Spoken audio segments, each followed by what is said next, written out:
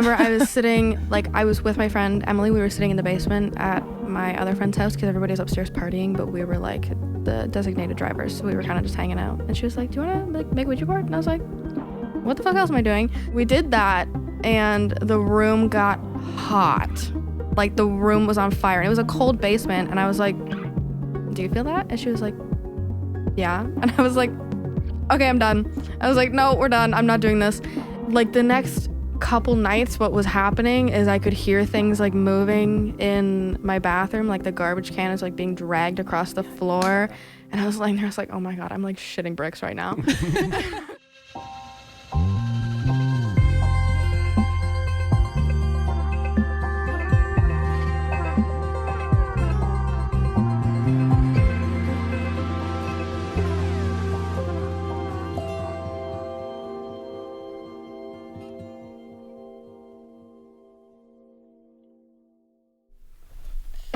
They just say knock on wood, as if that's gonna. I actually looked up why they say to do that, and it was an old belief that evil spirits lived in the wood, right? In wood, and then if you say, "Oh, I want this good thing to happen to me," then the evil spirits are gonna be like, "No, it's not gonna happen now." So you knock on wood. Why wouldn't you just build a house of clay or something? Then you wouldn't have to worry about the wood. You were thinking of solving all of the world's problems. The fact that we have less wood nowadays would just show that we have less evil spirits and then less need to knock on wood. Exactly. So then if you're like, oh, there's no wood around, so I can't knock on it, that's actually a good thing because that means that there's no evil spirits around to mess up anything. Maybe it also means there's no good spirits. So. Are good spirits in the wood too? No, just the evil ones. Oh, okay. According to the superstition. They're like termites. Is there an almanac that has all the different... I mean, I guess that's probably part of the whole thing is that it's not canonized. It's just kind of random tales and stuff passed down from different people. It's just based on mythology or whatever people used to believe religiously. Yeah, well, there's kind of a midway zone because there's folklore, which is, I mean, because mythology probably it basically is originally folklore. It's just it's just so long ago that we kind of have a whole. Academic field around it, okay, here's the stories that have to do with the Greek mythology, and there's a canon of what belongs to that. Yeah. But which one belongs to which culture or whatever. Right. But how do you? All the various things. I mean, that's okay. The reason I was excited to talk to you is because I feel like a lot of people, and probably including myself, have kind of say things. I mean, this is kind of on one level this is a way I can relate to you, because in the same way that people are sort of dismissive of astrology and various sort of superstitious things, superstitious is kind of a pejorative, that's not something you say, oh, I'm superstitious, that's my religion, you're proud of it. Superstitious is kind of an insult. But people, I mean, you've probably experienced a lot of people sort of being pretty dismissive of certain things like that, and I have experienced that as well as a twins. Because there are people in the world that think, that have basically probably the same reaction to somebody saying that they have any sort of faith in any a Christian or any other sort of religious faith. It's just oh, you're one of you're you haven't got with the times yet. That's I think that's definitely true. Even because we talked about this in my philosophy class the other day. It's we live in a society that's very scientific based, and science is the holy grail. It's the number one thing that you can pay attention to and have, and nothing else is valid. So when you tell people, I'm oh yeah, I'm a tarot reader, I'm a ghost whisperer, whatever. I can read astrology charts. People are that's not science. That's not real. It's not real. It's oh, it's a pseudoscience. I'm even if it's not science, does that make it any less valuable? Well, yeah. So where do you start with those people? You say it's not science, does that make it any less? I mean, to most people, yeah. If it's not science, it's just less valuable. It's just wrong, basically. I saw some meme going around oh, if you disagree with a scientist, you're not disagreeing, you're just wrong. I was what? But some scientists disagree with other scientists, so that's the whole point of science. Okay, maybe I'm misquoting. I think it said if you disagree with a scientist about science, then you're just wrong, or you're not. I don't know. It was something like that. But it was it kind of clued me, or just reminded me that there is sort of a collective of people, it's kind of just the modern position to just anything that's not strictly scientific, or because even the way we grew up, the kind of stuff that I was trying to look into to sort of prove my faith was like a very scientific perspective on trying how to do that. It was like trying to prove, I mean, you get a lot of these guys, like creationists who are like trying to prove the Bible through trying to use like archaeology and say, well, see, actually that Genesis, that story actually happened because look, we found this thing and that means this. I forget, somebody even said like that. Isn't it like the Great Flood or whatever with ice ages or something? It's kind of like could have been either one sort of thing, or no? Well, no, it was definitely creation. It was just it was Noah and the ark, right? Well, and somebody said, I was watching this bit, like a guy was talking about how like he saw like a dinosaur track and like eggs.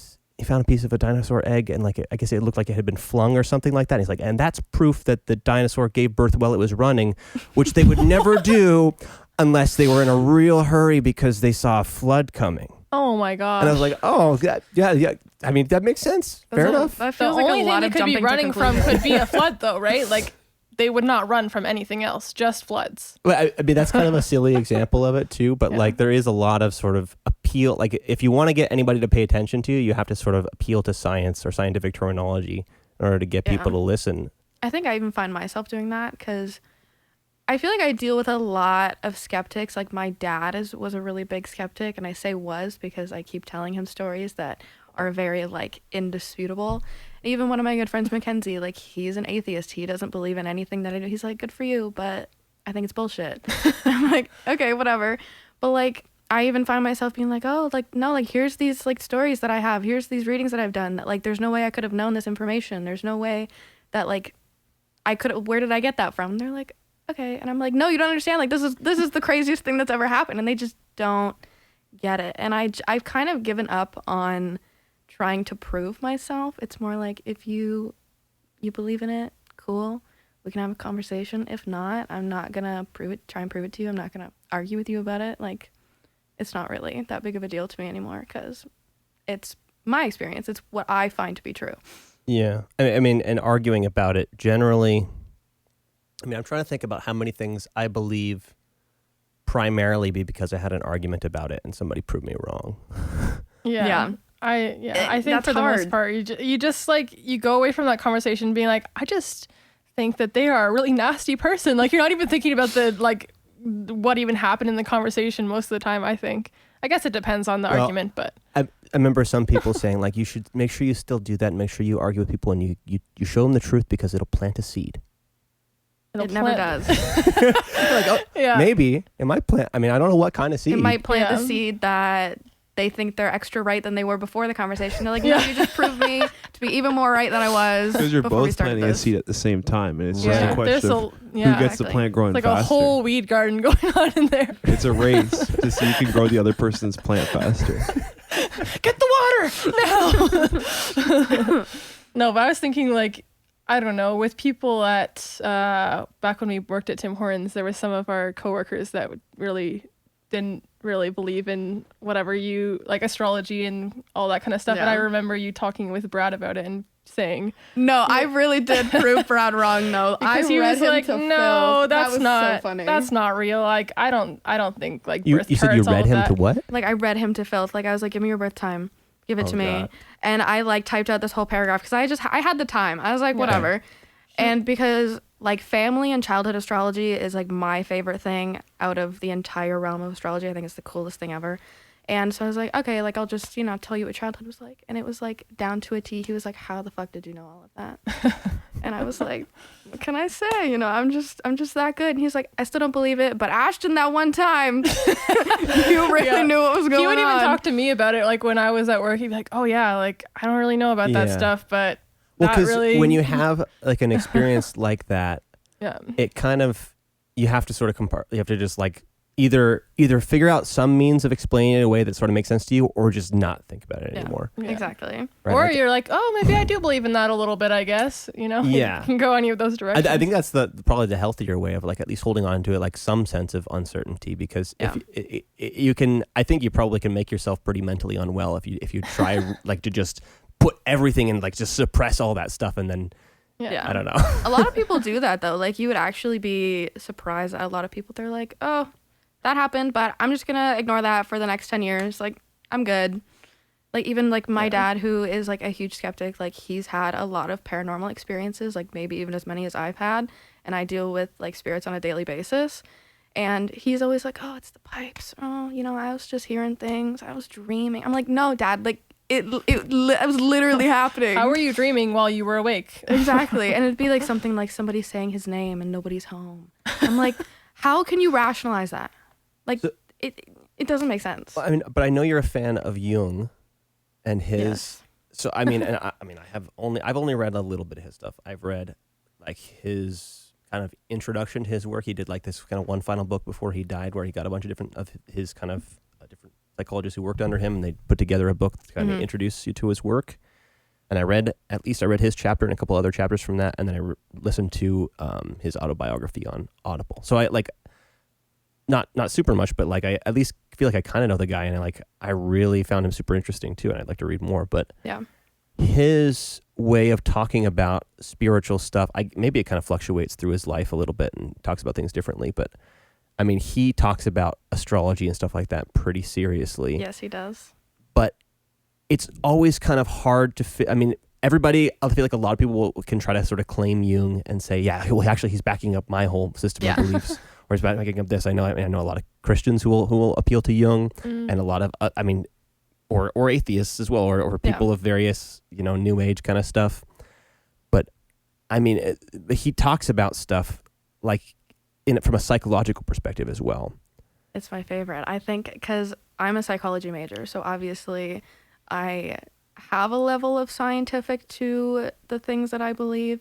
And even the way he explains it, like the subconscious mind having that type of like spiritual connection, like that's what makes the most sense to me, is your subconscious is that connection to that oneness and the spirit realm and all that. Like it's just... Well, I mean, so you think of the subconscious, like, because this was like one of the biggest points of tension between Freud and Jung, is that Freud thought of the unconscious like it's something that's fully contained sort of within you. I mean, there's there's something that kind of spreads out, and like everybody has something sort of in common because of whatever. Maybe, I don't know if he described it genetically or whatever, but just like there's sort of imprinted stories on everybody for whatever reason, whether it's in the culture or whether it's in, well, maybe that's two different things. That if it's in the culture, then it's a different place. But Freud thought about it as like, okay, it's in your mind, and then you have a subconscious mind, and that's sort of just part of your brain, basically, probably. Yeah. But Jung does a little bit something different with it, which I don't totally understand. Like he kind of opens up to this collective unconscious. I remember reading about that for the first time, and like everything kind of just clicked. I was like, that makes the most sense to me. And even there was one story that I read that there was like this group of indigenous people who had never like had any contact with like anybody else, and they still had the same concepts of like shapes, like triangles and circles, and they called them the exact same things that we call them, even though there was no like interaction. Right. And I was like, so if that's like the most basic geometrical shape, like how did you come up with that, and how did you call it the same thing, unless it's connected to the basis of like, I don't know, existence or whatever you want to call that. So just before we move on though, Evan, are you on the same page here as far as you're gonna check the camera? I'll ask you anyways. Do you know what the subconscious is? Have you heard of that before? Pardon? Okay, let's just dive right in real quick. just time out for a second. I know Evan, he's a bit younger. Do you know what like subconscious means, Evan? Because we can give you a little definition. Also, have you heard of like circles and squares and all of that? Just one. I don't want to talk about shapes because You were just teaching me how to count, so maybe we could teach you about shape. I misshaped a shape recently, and now my friends will never. Was it one of the weird ones, like a rhombus or? No, it was like trapezoid 6 sides, and It was I definitely can't a go circle. past like 4. Okay. Yeah, I mean, 4 is pretty high. Yeah, I don't like shapes anymore though. So we can talk about the subconscious instead. Okay. And I think I know. So it. just No for more reference about though, to shapes, see please. if you've learned your lesson, do you know what the name of a 6-sided shape is?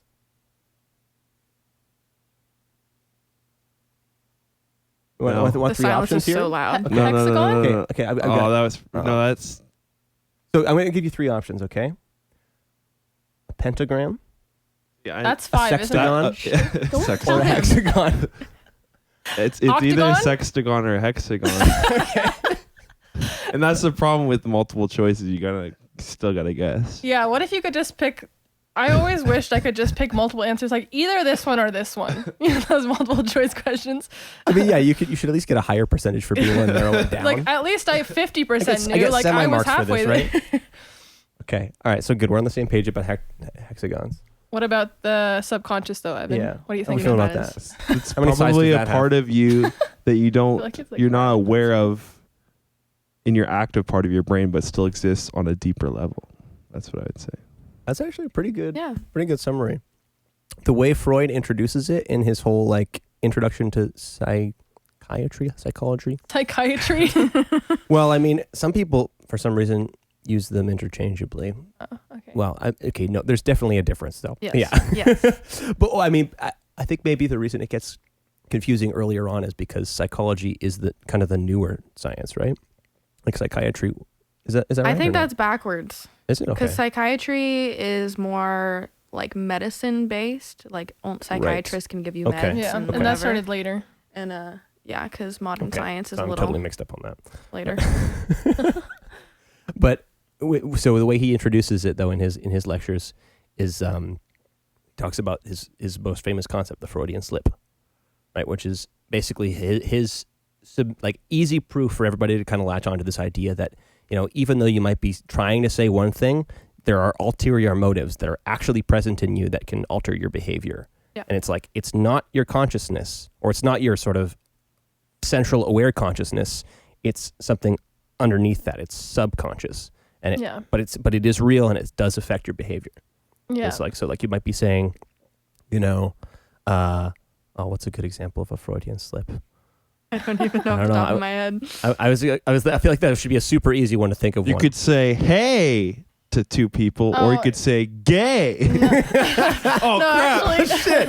I mean, hey. No, and the other day my professor was actually talking about Freudian slips, and he was saying, like, you know, so a student could be giving, you know, talk in their class or something, talking about organisms, and accidentally say orgasm, and then that would be like a Freudian slip. Because that's what always they're actually funny. thinking about.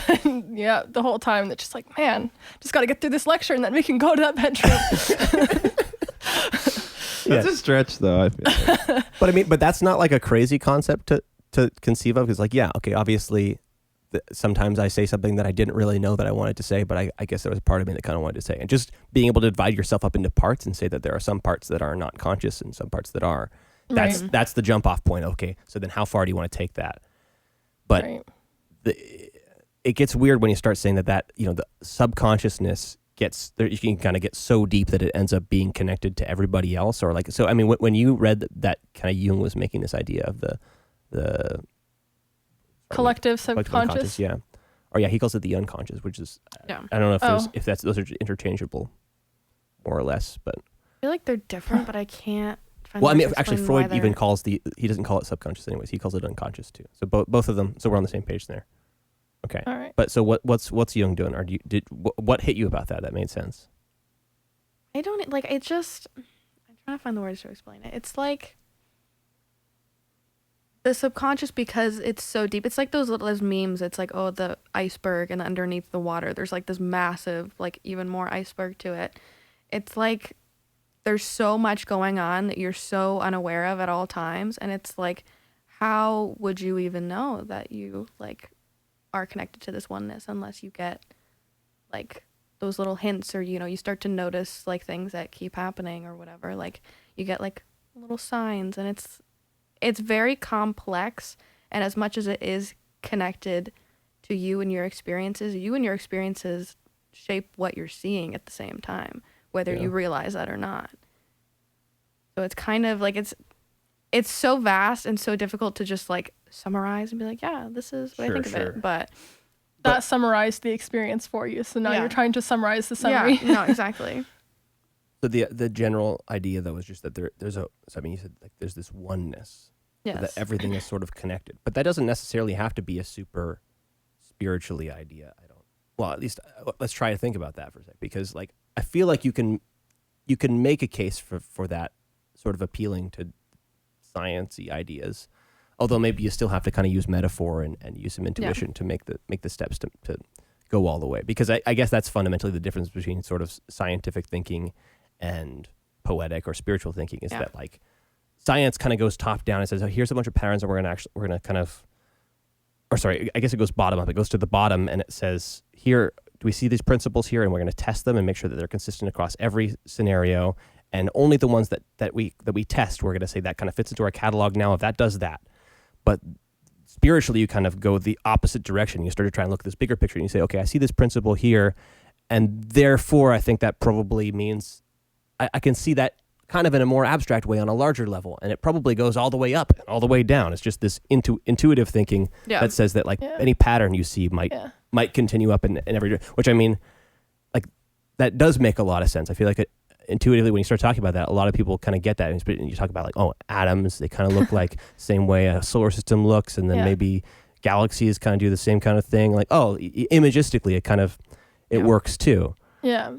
I was going to say when you, I think intuition is something that kind of, I didn't know if that's kind of part of that viewpoint of being all connected, if that's, because I thought that was something that kind of made it make sense to you too, is, oh, if I feel intuitively that this person is good or bad, how am I feeling that unless like we're connected spiritually? Yeah. It's like how people are like, oh, I'm a good read of people. It's like, how are you a good read of people? How does that even work?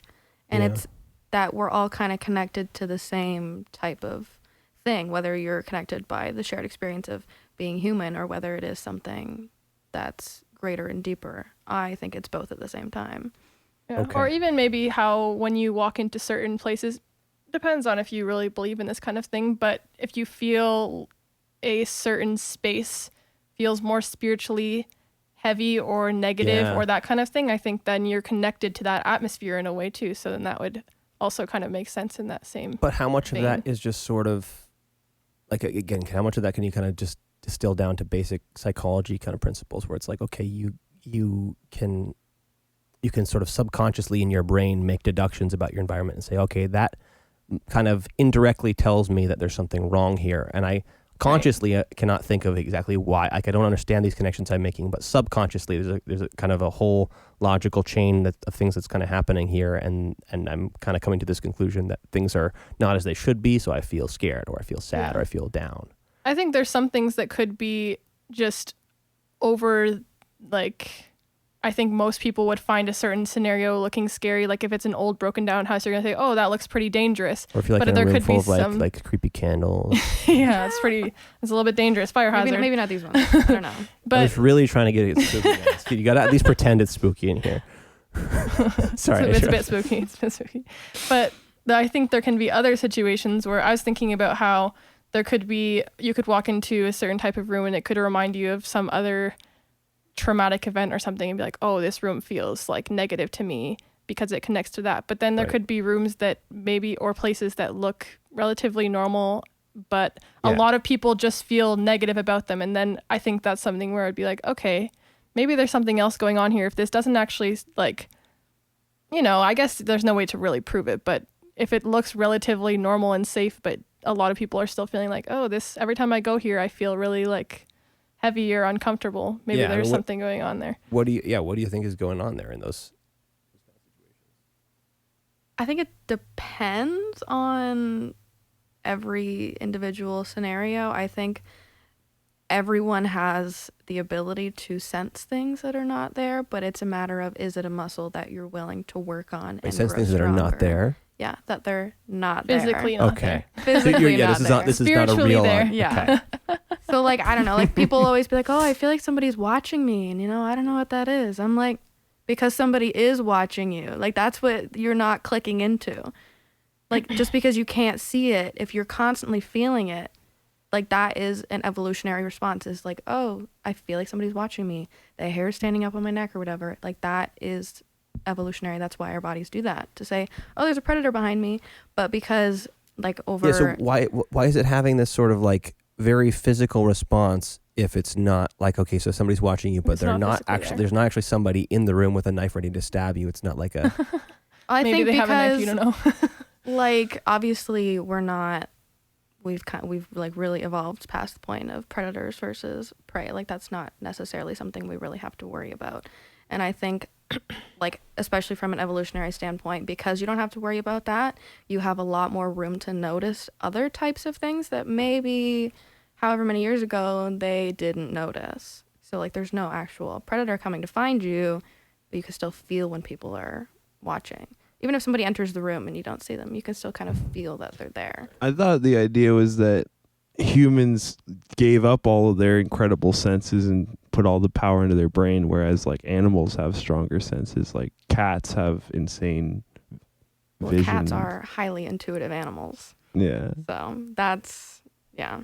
Remember when Especially we the were reading black The Wind in the ones. Willows the other day, and he was talking about how when he went by his house, the author describes this like, he says like, okay, animals have all these sensations that humans have long since kind of lost, but where it's like they have way beyond five senses. It's like they have whatever sort of these tingling senses that draw them certain places. And he was like passing by his home, and it's not that he necessarily smelt it. He felt the presence of it, like little hands pulling at him, tugging at him, saying, "You must come home." You know, which. Okay, that sounded kind of creepy, but in the story, it sounds very like cute and yeah, it sounds wholesome. very cute and wholesome. Yeah, okay. They're nice hands. Didn't sound like nice hands. But the feeling there is just like, I mean, that sort of, again, like it kind of makes sense if you're not like being super critical and trying to fit it into like a scientific model. It's like, okay, but what is that sense? Like, what is it? Can you test it? Can you put it in? I mean, you get like the Ghostbusters kind of thing. Like, can you get a ghostometer that we can go and see the ghost presence? I mean, have you seen any stuff like that? Do you believe that you can test this? I kind of think stuff? you definitely can, because it's energy. If you can measure that type of thing. You got to stop there. Energy. Yes. We got to talk about how we're using this word, because energy, that feels like one of those kind of like, I got the vibes, you know. yeah, The vibes are off. If we're like totally just using it as a metaphor and saying, okay, I can feel the vibe, but I feel like there's a lot of people that use energy in a sort of pseudo-technical way. Yeah. Or maybe not pseudo-technical. I mean, depending on how, maybe you can win me over here, but I hear some people kind of just throwing it around, trying to make whatever they're saying sound more sciencey, and then talking about how like, oh, here's crystals and the energy vibrates through them, and it's like, and then it maybe has to do with magnets and stuff like that too, and I don't know, it feels like a weird melding of sciencey talk and spiritual. I feel like intuition. I use them like interchangeably, like the concept of energy and crystals, because I do use crystals. Okay. Guilty as charged. Yeah. But I also, because I am also a scientific person simultaneously, I also like physical energy, like, I don't know, whatever's in the air, or like if somebody walks into the room, you can see that the heat from their body like would show up in one of those radar things. Like it's the same concept when like if a spirit were to walk into the room and produce enough energy, because I guess like how that works is they kind of feed off of your energy to produce some sort of apparition or some sort of. Energy is just a blanket word, though. Like what? Because it can mean multiple things. That's the but problem. if you mean scientifically, something, it means something very technical, though, yes. right? But so I don't know. I just feel like it just ends up being a messy word then, because it's It definitely is. if it means But multiple, I think I get what you're saying. Yeah. But the thing is that if you can test it, it stops existing in that spiritual realm, and then we bring it over into this. So But that's why there's the collective oneness, where there is not a difference between the physical. Right. Well, I think there's It's not a difference connected. as far as like, I think spiritual patterns, spiritual beings, you can experience them in sort of more practical or more of tangible, more sort of scientific testable ways. Yeah. But that experience is not the spiritual experience of them. That's it. And the reason I want to differentiate there is because I like, at least personally, the way I want to think about and the way I tend to use the word spiritual is that, or at least I don't know. I want to, let me just try and say this. I'm not sure if I totally believe this or if it's, but it's just an idea I've been thinking about, is that I think that the spirit of something is all of the features that are beyond the model we have of the thing. So I guess it would Like include the features that you can test. So I mean, like the spirit of me is not primarily my blood and my bones Yeah. and the makeup of me, Yeah, not the all those sort of physical. things, or even the things that we could even test as sort of my personality. Mm-hmm. All those different things are the model of me. The spirit of me is the thing that is beyond the model. I think that's only half true. Okay. Because even when, like, I've been able to talk to, like, my, like, great-grandparents who have passed away now, like, I can still talk to them, and they still have the exact same personalities that they did when they were alive, or they have the same tendencies, or they, like the exact same types of things. So it's, like, is your personality and the things that are, like, physical that you like or whatever, are those really so separate? That's the real question. Well, I don't feel like I said they were separate. Well, I'm not sure what the implications are of what I said. I don't think that they're separate in that, like, there's a hard line between these are the spiritual elements of you, and then here's the physical elements of Okay. you. I think the spirit includes all of those physical things that you can Yeah. kind of touch, taste, smell, sense, but it's all of that and beyond. Like, it's like the Yeah. fullness of you, Yeah. and like the assumption there is that it just kind of appeals to this reality that's beyond testing, which I think isn't really a crazy claim to make, that like that reality, like that sort of true reality is something more than what it's like, obviously our sensation of reality is just what we've sort of evolved Yeah. to be useful. It's like we see the colors that we see because we need to be able to tell if fruit is ripe. We need to be able to tell whether or not that animal's trying to kill me or not. So we only see certain colors.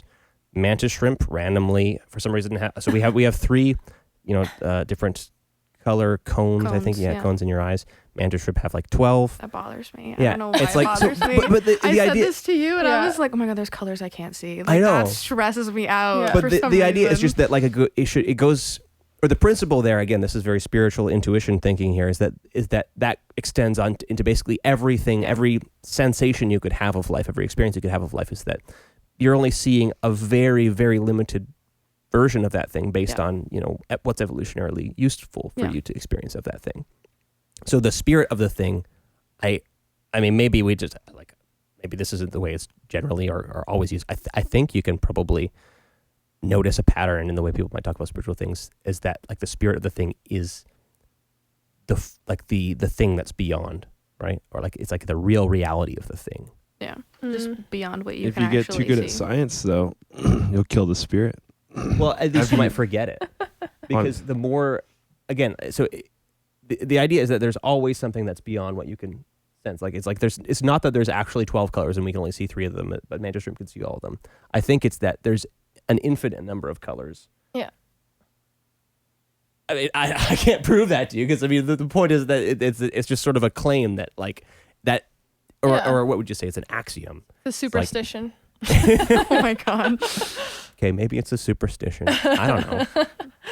But, like, that's the idea of the spiritual perspective, is that there's no end to what you could, what you could discover about reality, which is, like, pretty cool, but also, like, pretty terrifying. Yeah, that's Yeah. Because it's I like don't there's a think lot of about that stuff out too there, hard. you don't know what's going on.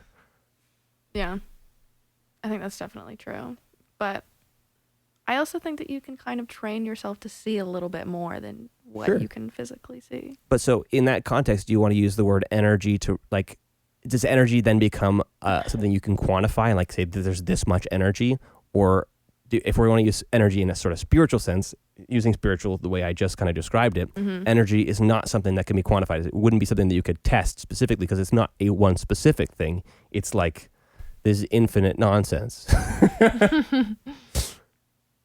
I don't know, I, because th- even I think in, you're tuning like, into certain energies, right? Because if you think I'm still everything pulling has out. an energy on it, Yeah. like, you say, is there, like, an energy in the table, or energy in, like, inanimate objects as well? sometimes Or energy in the room, like, so then there's the energy of that, but then also the energy of if there's a spirit in the room, Mm-hmm. and then also the energy of our spirits, then that's a lot of, so it's a lot It of kind of like goes back to the like oneness that I'm talking about, that there Okay. is this concept of like everything goes back to this oneness, but there are extensions of it that you can pull out specifically and say, oh, this was this, or there's a spirit attached to like trees outside, or there's energy in, I don't know, water. There's, like whatever. There's, Right. Okay. it When energy comes in depends. contact with other energy, then I mean, that could Is be water wet? even so. Yeah. So even if from my perspective, I'm thinking about spiritual that way. It still is useful to talk about the energy of water. Yeah. So it's. I think it's for still the confusing. most part, you think about spirituality and energy and all of that through what you're feeling physically to some extent, which is strange. Well, are you feeling it physically, or are you feeling it spiritually? Maybe both. I think it causes a physical reaction. Even I was thinking about how you said you felt like there was a spirit or a ghost that like put their hand on your back one time or something like that, and then you went and looked in the mirror and there was like a red mark on your back. Ooh. So like there's heat. So then it's like, okay, that created some heat or some tension. Because it was so hot. I was like, what is going on? And I looked, And it was kind of looked like a hand mark, did. actually. Okay. It was very Yeah. interesting. Yeah. So like I think of when I think But of that's a different type of energy. You use the specifics of that energy So, as but like that caused heat. a physical reaction, though, right? Yeah, but to me, they're two sides of the same coin. Like I can talk about energy in a spiritual sense and it still be scientific at the same time. Somehow in my little brain, that's just how it. Why does it have to be scientific at the same time, or rather, it's just that it doesn't necessarily contradict science? It's like you Yeah, can be like- using. Both can exist at the same time. Yeah. I mean, I think it's sort of even fine if they somewhat contradict each other, because okay, well, here, let me bring up something else, because I just started reading this book called The Master and His Emissary.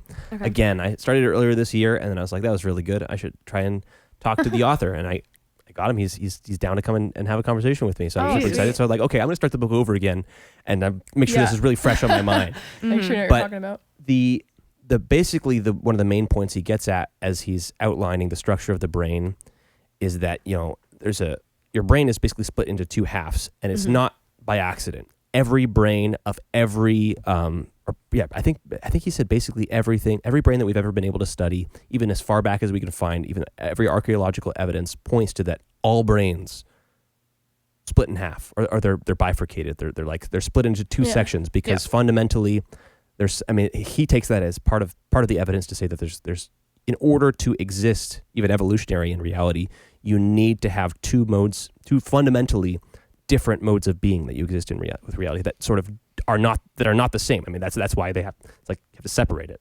right? You have to have two ways of engaging with the world. Part of the way he explains it is that, like, a really practical example is like if you're a bird and you've got to be able to have really focused attention, so that way you can, let's say you want to pick up a piece of corn on the ground. It's like you got to really be able to focus and aim your beak at it and pick it up. It's pretty small. But at the same time, at any second, you could be killed by a predator. So you have to, not only do you need to have this really focused, specific attention, you also need to have a totally different kind of attention that's extremely wide and extremely fast and vigilant and like aware, right? So those are opposite kinds of attention. Yeah. And it's like, he describes it as a particularly bad case of trying to pat your head and rub your tummy at the same time, right? It's like it's totally different. And so like he just points to that as like, that's an example of like, in order to be alive, in order to even, have your genes passed to the next generation, you need to exist in the world in two totally different ways. But he goes on to say that like they've been able to do studies about, people who've had strokes in one hemisphere of the brain. Yeah. And, when those happen, just seeing drastic differences in the behavior of people who only have sort of the left side of their brain active or the right side of their brain active. And it's crazy the consistent disagreement you'll see between the way sort of the left hemisphere experiences the world and the right hemisphere, right? Yeah. The left hemisphere is very much like focused. It's like this kind of very focused, specific attention, and the right hemisphere is that much more open, attention. And so people with the right hemisphere of their brain, if their right hemisphere of the brain is damaged, they oftentimes cannot understand metaphor. They can't understand like big connections that kind of are far-reaching. They can only understand things that are like very specific and very fit together very nicely, right?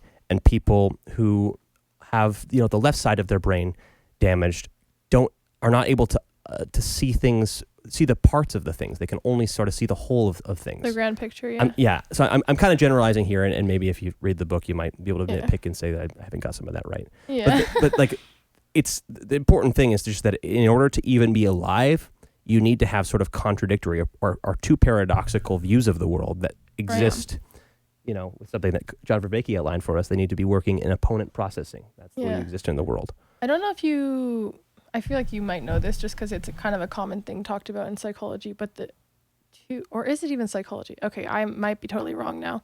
I think it's science just in general, but there's like two different theories that contradict each other, but you need both of them. I think it has to do with gravity or something like that, actually. But there's like two different theories that contradict each other. Talking about like quantum physics and stuff like string theory versus. I can't remember the names of the theories, but it's just like was making me think of that because they're both like super useful and kind of basis of science, but they're even when it comes to thinking about gravity, like the difference between sort of Newtonian gravity versus Einsteinian gravity is like Newton thought stuff goes down, and Einstein's like no, stuff goes.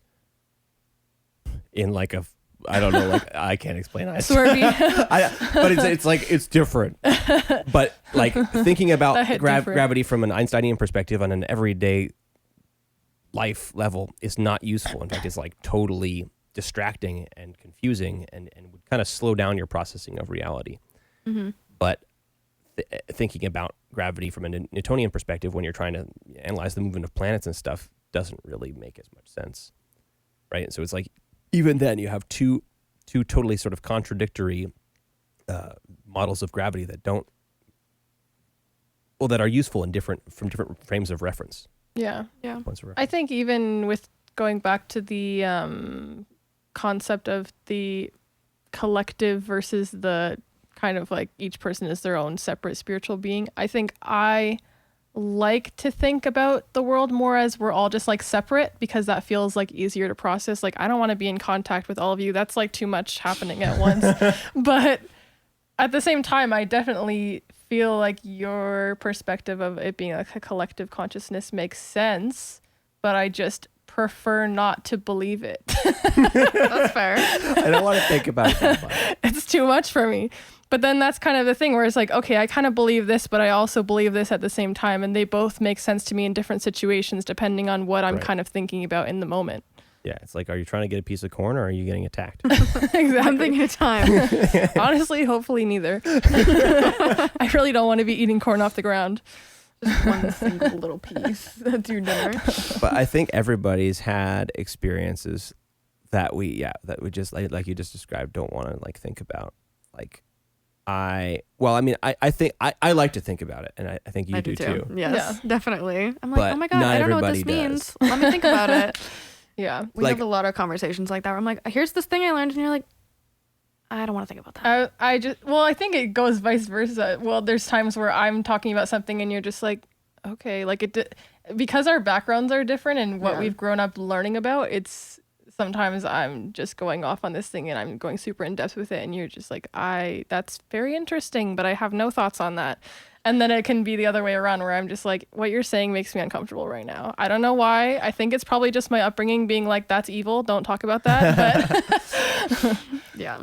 I mean, especially with stuff with like spirits and talking to the dead and whatever else, like all that stuff is very considered, I don't even know, just taboo, demonic or something. Yeah, It's bad. demons. It's demons. Totally. And so I always find it intriguing, even since we first started talking, like when we just started messaging on Instagram or whatever, and I was like, oh, I'm really interested in your tarot business or whatever. Like, what does that mean? What are you doing? But at the same time, I was like, oh, I feel so guilty. I feel so bad. Like talking about tarot card reading, like that's. Well, so is that you spiritually sensing that there's something evil about tarot? But see, that's the thing too, is when you're brought up in a spiritual setting, yeah, or with a certain belief system, then it's hard sometimes to know whether you're spiritually sensing something as good or bad, or if you're just getting in touch with your upbringing saying, hey, you know, we always were taught this is bad, so it's bad. Whenever you hear about this, you need to have a negative reaction to it because you've been taught to do that. So, I mean, that becomes a pretty tricky situation because like then it's like a lot of your sort of spiritual sense of the world may have to do sort of just with like a narrative priming from your culture. Yeah. So then, like, how can you be sure that any of the stuff that like you feel pretty confident that you're seeing or that you're experiencing is not just you, like, you know, you've read enough books, you've talked to enough people that kind of affirmed your bias that now like, it's just like, yeah, that's what I feel. It's like, well, I mean, when I talk about that before. when you talk about tarot, makes you feel evil. Yeah. When I thought about, I want to talk about ghost stories, and I want to talk about astrology, and I want to talk about tarot. I thought, part of me feels a little bit, ooh, but I mean, part of me, I'll get into my feelings about that later. But I mean, what do you think about that? I was thinking about this, like, even when you, like, asked me to do the podcast, and I was like, I think he was expecting it to be, like, scary, spooky times, but, like, there's nothing terrifying about it. Yeah, I was going to ask you if you found it spooky anymore at all. No, I feel like just the experience of reading tarot, because I do it full time, like, constantly, that's my full-time job, is reading for people, or dealing with the spirit realm, or, you know, looking at astrology and making connections with the stars, I guess you'd call it.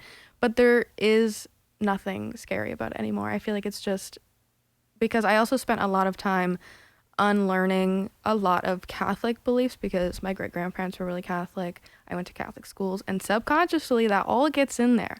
Like, even when I started doing this, I realized, I was like, the Catholic beliefs are still so deeply ingrained, even though I never really, like, fully incorporated them into my life. Like, I could still tell that they were there. And so I spent a lot of time, like, looking at all of my experiences and saying, is that evil, or is that the Catholic mindset? Is this bad, or have I just been taught this? And I think I've come to a pretty neutral standpoint where it's like, there is nothing evil or scary about anything that I do. Yeah, I was going to say too, with, you said before that when you were younger, you saw a lot of what did you call them? Shadow people or something like that? You saw like spirits out of the corner of your eye, and you just thought that was normal. But then when you started reading about it, so that's kind of a thing where it's like you weren't really taught anything about it, but then you read something and you were like, oh, that's actually what I have been experiencing. I mean, to some extent you could just say, well, maybe you're just reading something and trying to label something that you don't understand, and this is the first thing you came upon.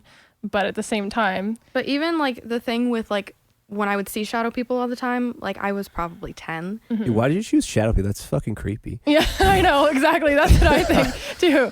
But that's what it was labeled. That's the thing that you read about. That is what they called them. But who's they? So, and that's not supposed to be. That's not supposed to be scary. I thought it was scary when you were. When you're 10, everything's a little bit scary. I mean, I still feel like a 10-year-old at heart sometimes. I'm like, the other night I was like, oh my gosh, I don't know if I locked the door, someone's gonna walk in and like murder me in my sleep. Sometimes, you know. Yeah. I get that. But like, anyways, off topic. Like, I would see shadow people like all of the time, and the reason why is a little spooky, but it had nothing to do with me, which I'll explain in a second.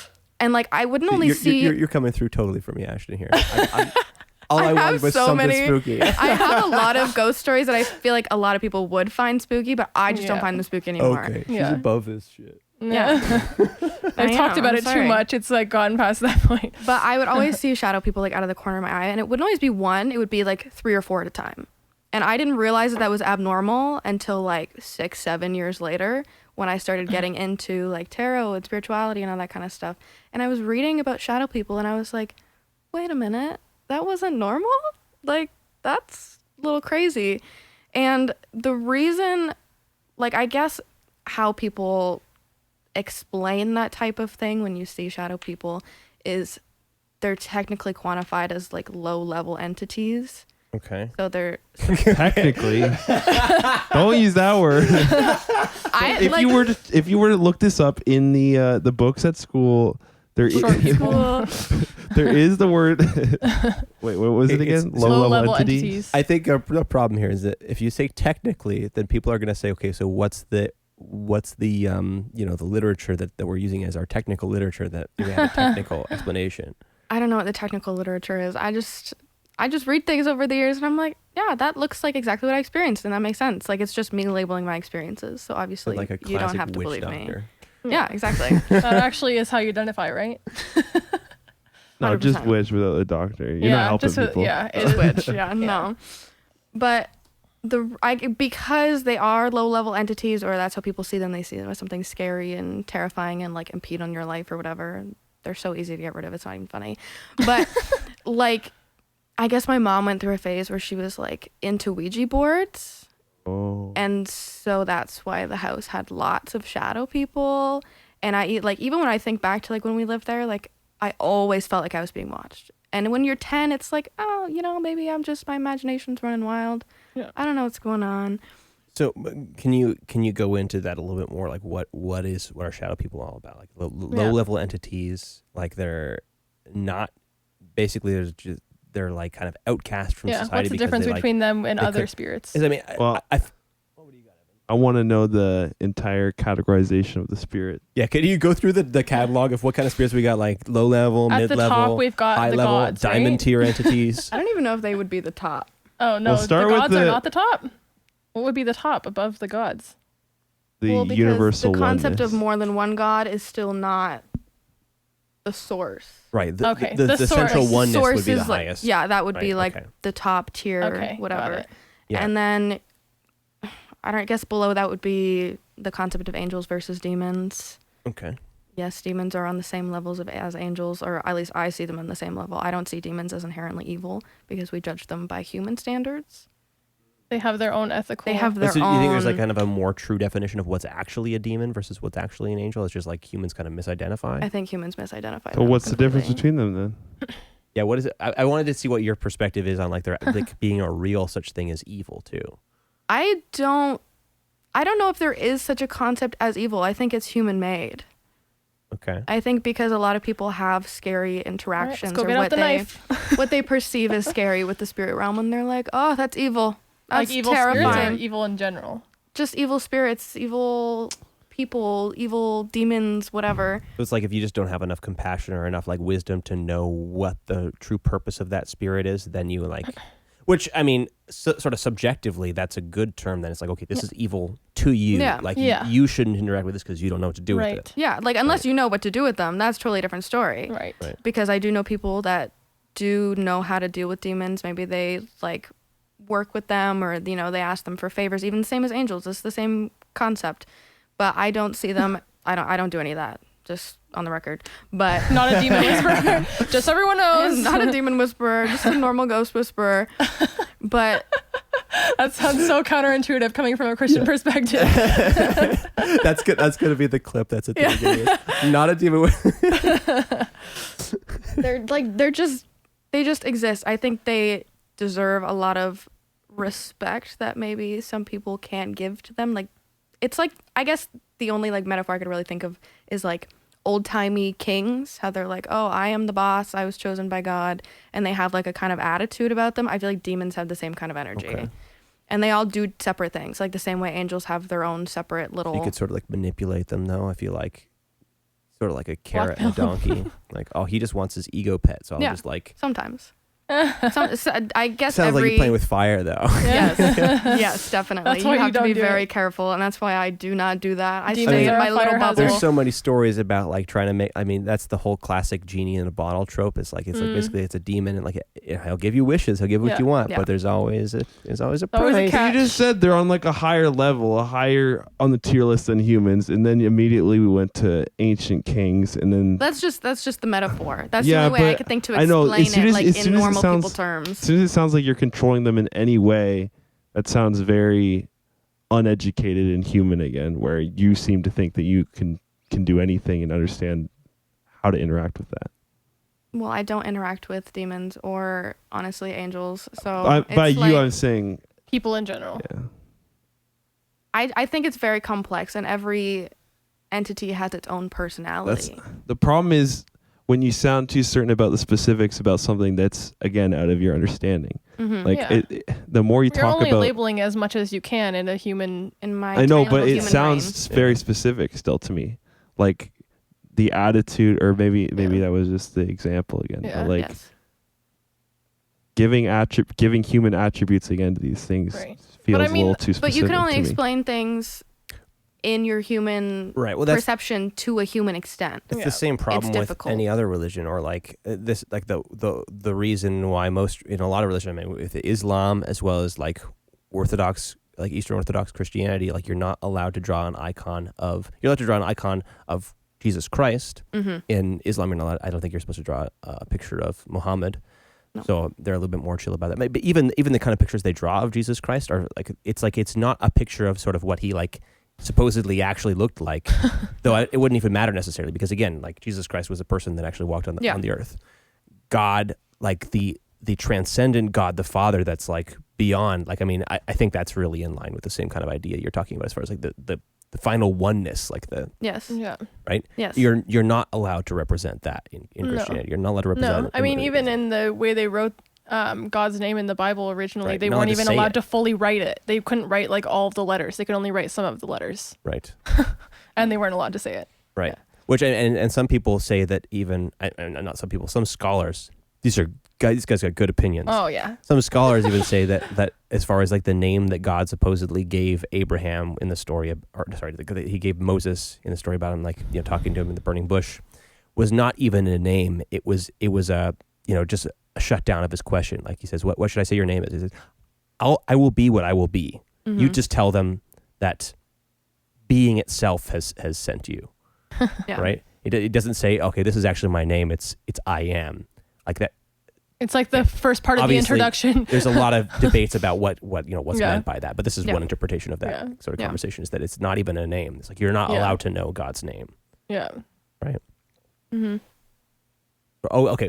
I was trying to think, why did we get there? Yeah. Because Evan was talking about like that you if you sound too certain, if you're talking about spiritual things and you use sort of very definitive descriptions of them. Yeah. I think you have to try to be careful of that, but obviously Yeah. it is a real problem. Like if you're It's- trying to talk about stuff, you just maybe have to kind of up front say, okay, I'm talking metaphorically, or I'm talking Yeah. sort of Yeah. And that's just kind of maybe even how you see it. Maybe not everyone sees them No, that way. That's definitely. just kind of your perception of them. Yeah, which is fine. Everybody is entitled to their own perception, whether you are a Christian and think demons are evil, or whether you are like a witch and you think demons are like a tool, I guess. Like you could work together. Like I feel like it's less like, oh, they can be manipulated, and more like you work together. I think Like, as that's soon as kind you of- think of something above you as a tool, that you're actually the tool, probably. Yes, yeah, that's okay. That's Yeah. most a likely. good point.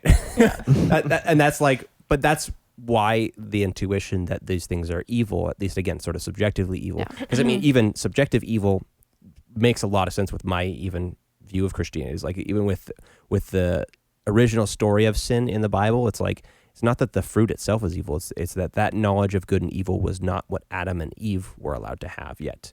Yeah. There's a part of that story. I don't think it's in the Genesis version of it, but like that, like eventually they're actually going to be allowed to have this fruit. It's not for them yet because they're not mature enough. They don't know how to use that fruit. Yeah.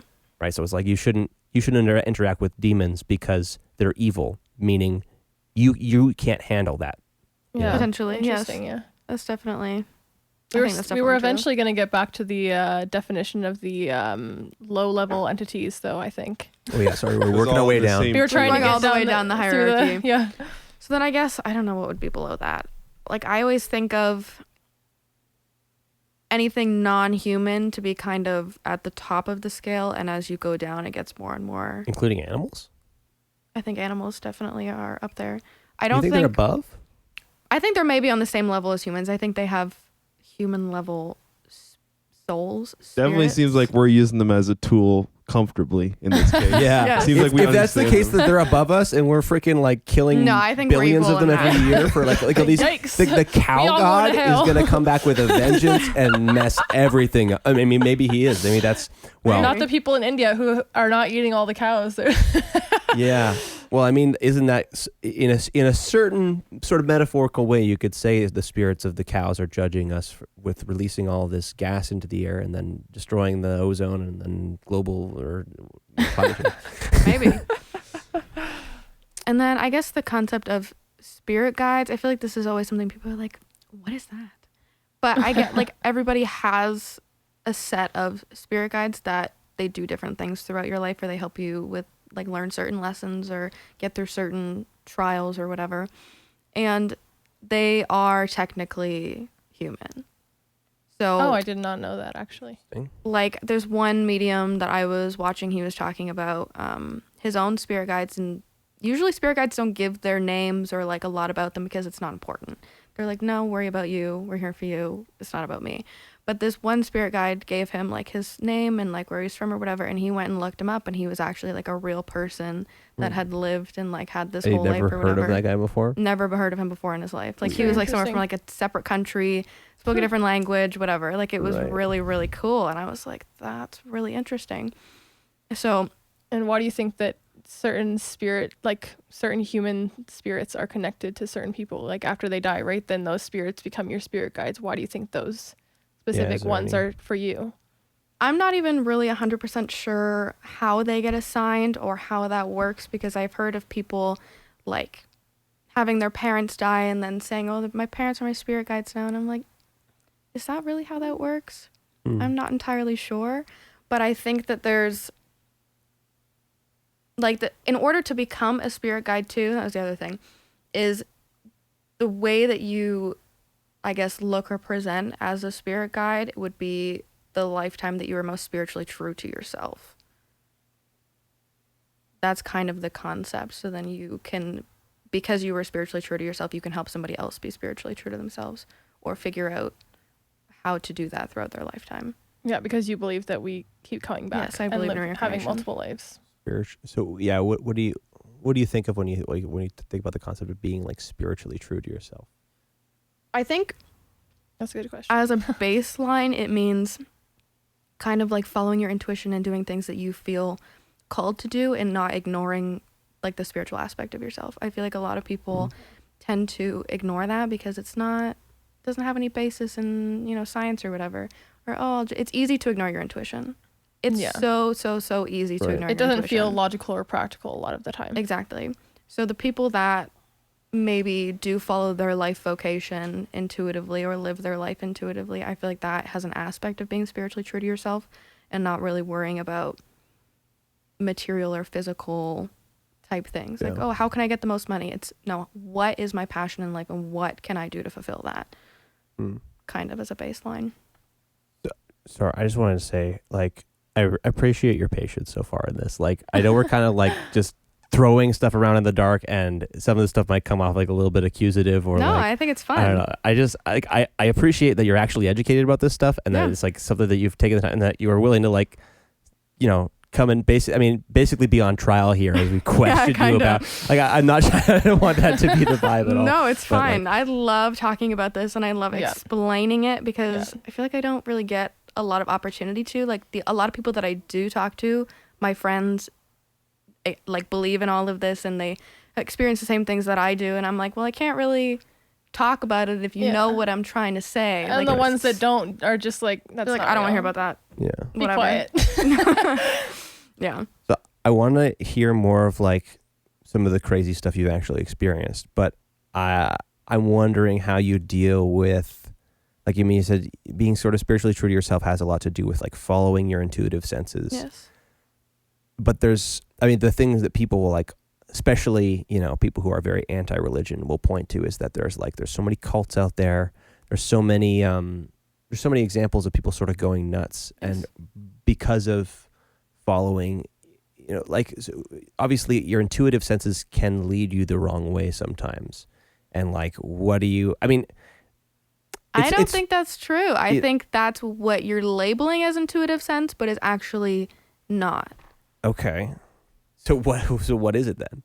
What is it that's sort of leading you down a... I think it's a hunger for wanting to connect spiritually, and it's also, especially with cults, I think it's like we all want a community. I think that's very necessary for humanity to have community, and that's like one of the most common things that starts a cult. And not even just that, it's a community that uplifts each other when you do certain things, and people also hunger for affirmation, and that's an easy way. If I follow these steps in this community, everyone will affirm me.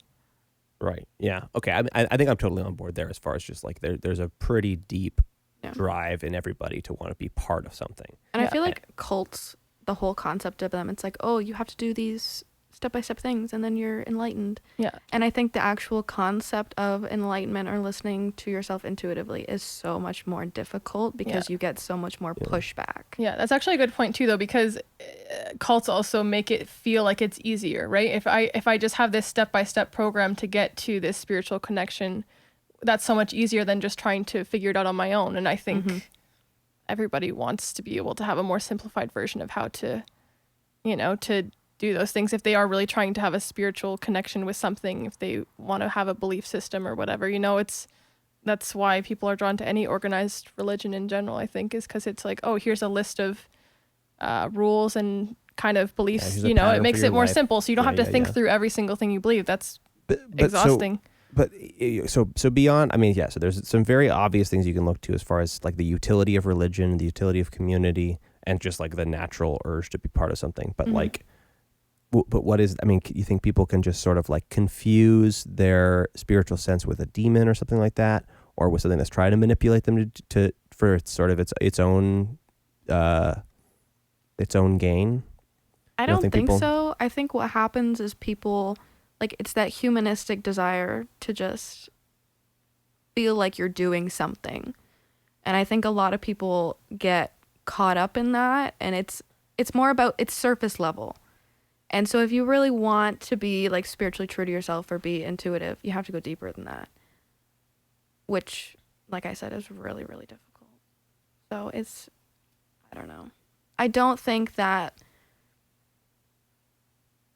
demons have this natural sense to want to fuck with humans. I don't think that that's because they are so intelligent, like highly intelligent and complex. I don't think, like, I think we're like the bugs on the gravel, dirt under their shoe.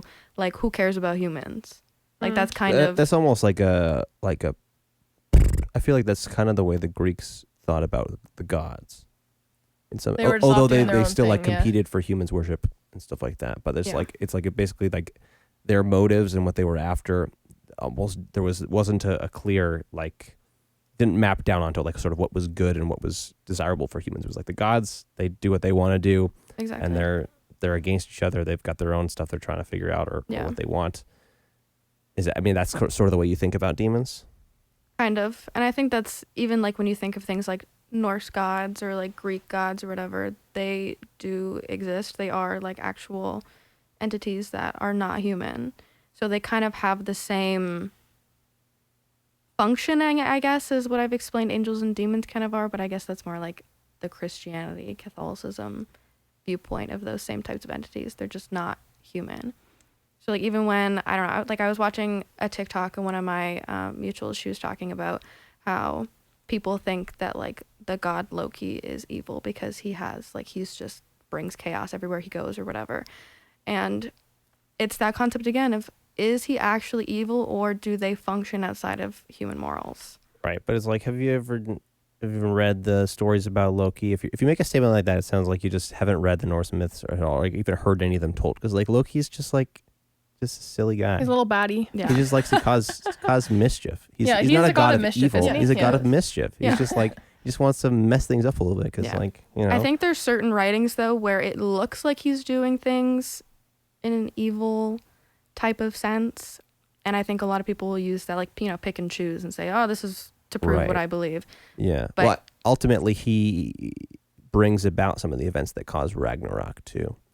Like the reason, I think part of the reason Ragnarok happens, which is the end of the world, is that like the son of Odin, Baldur, is like gonna, I guess somebody says a prophecy that he's gonna die soon, and that's gonna bring on the events of Ragnarok. And so I think it's his mom goes around and tries to get everybody not to kill him, makes everybody make a vow not to kill him, but the only thing she doesn't bother to talk to is the mistletoe, because like mistletoe's not going to hurt anybody.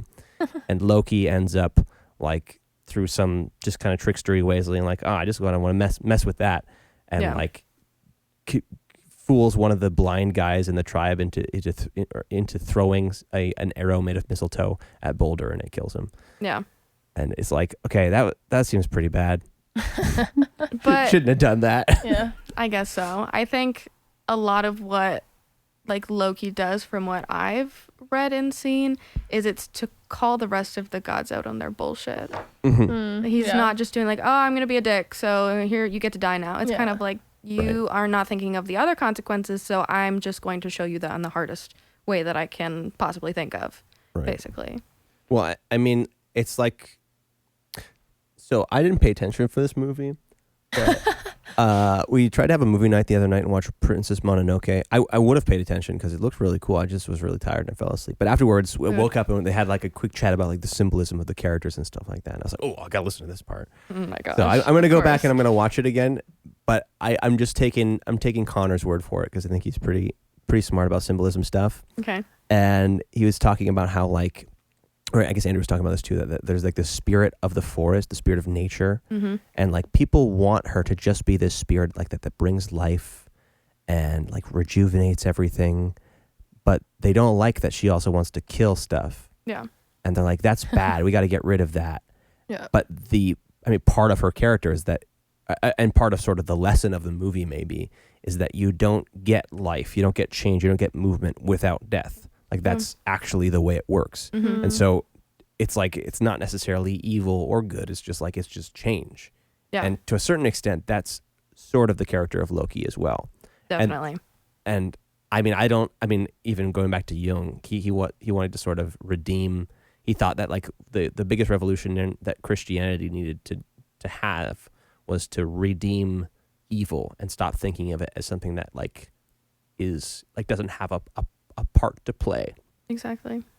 Which is weird, and then you just start losing your terminology of like evil isn't evil. It's just evil. It's just fine. It's just evil. Yeah. It is what it is. It's playing its part. Yeah, but I mean, even like you said before, with certain spirits, no spirit is good or evil, but maybe it's evil for you, or right. it's good Which for is very you. Pauline too. I mean, as far as like New Testament stuff, Paul says like there's nothing that is evil for me. Like, I think he says, maybe you could look up the verse, but I think he says something like, there's nothing that's like totally evil and nothing totally good kind of thing. Well, he says there's nothing that's totally evil, but there are some things that are not beneficial for me. Right. Yeah. Yeah. Right. Which makes sense. Right. Which, I mean, that's a pretty, if read in a certain context, that's a pretty revolutionary thing to say. It's like there's literally nothing that's actually evil, just stuff that you should maybe not do and stuff that I should maybe not do. Which is fair.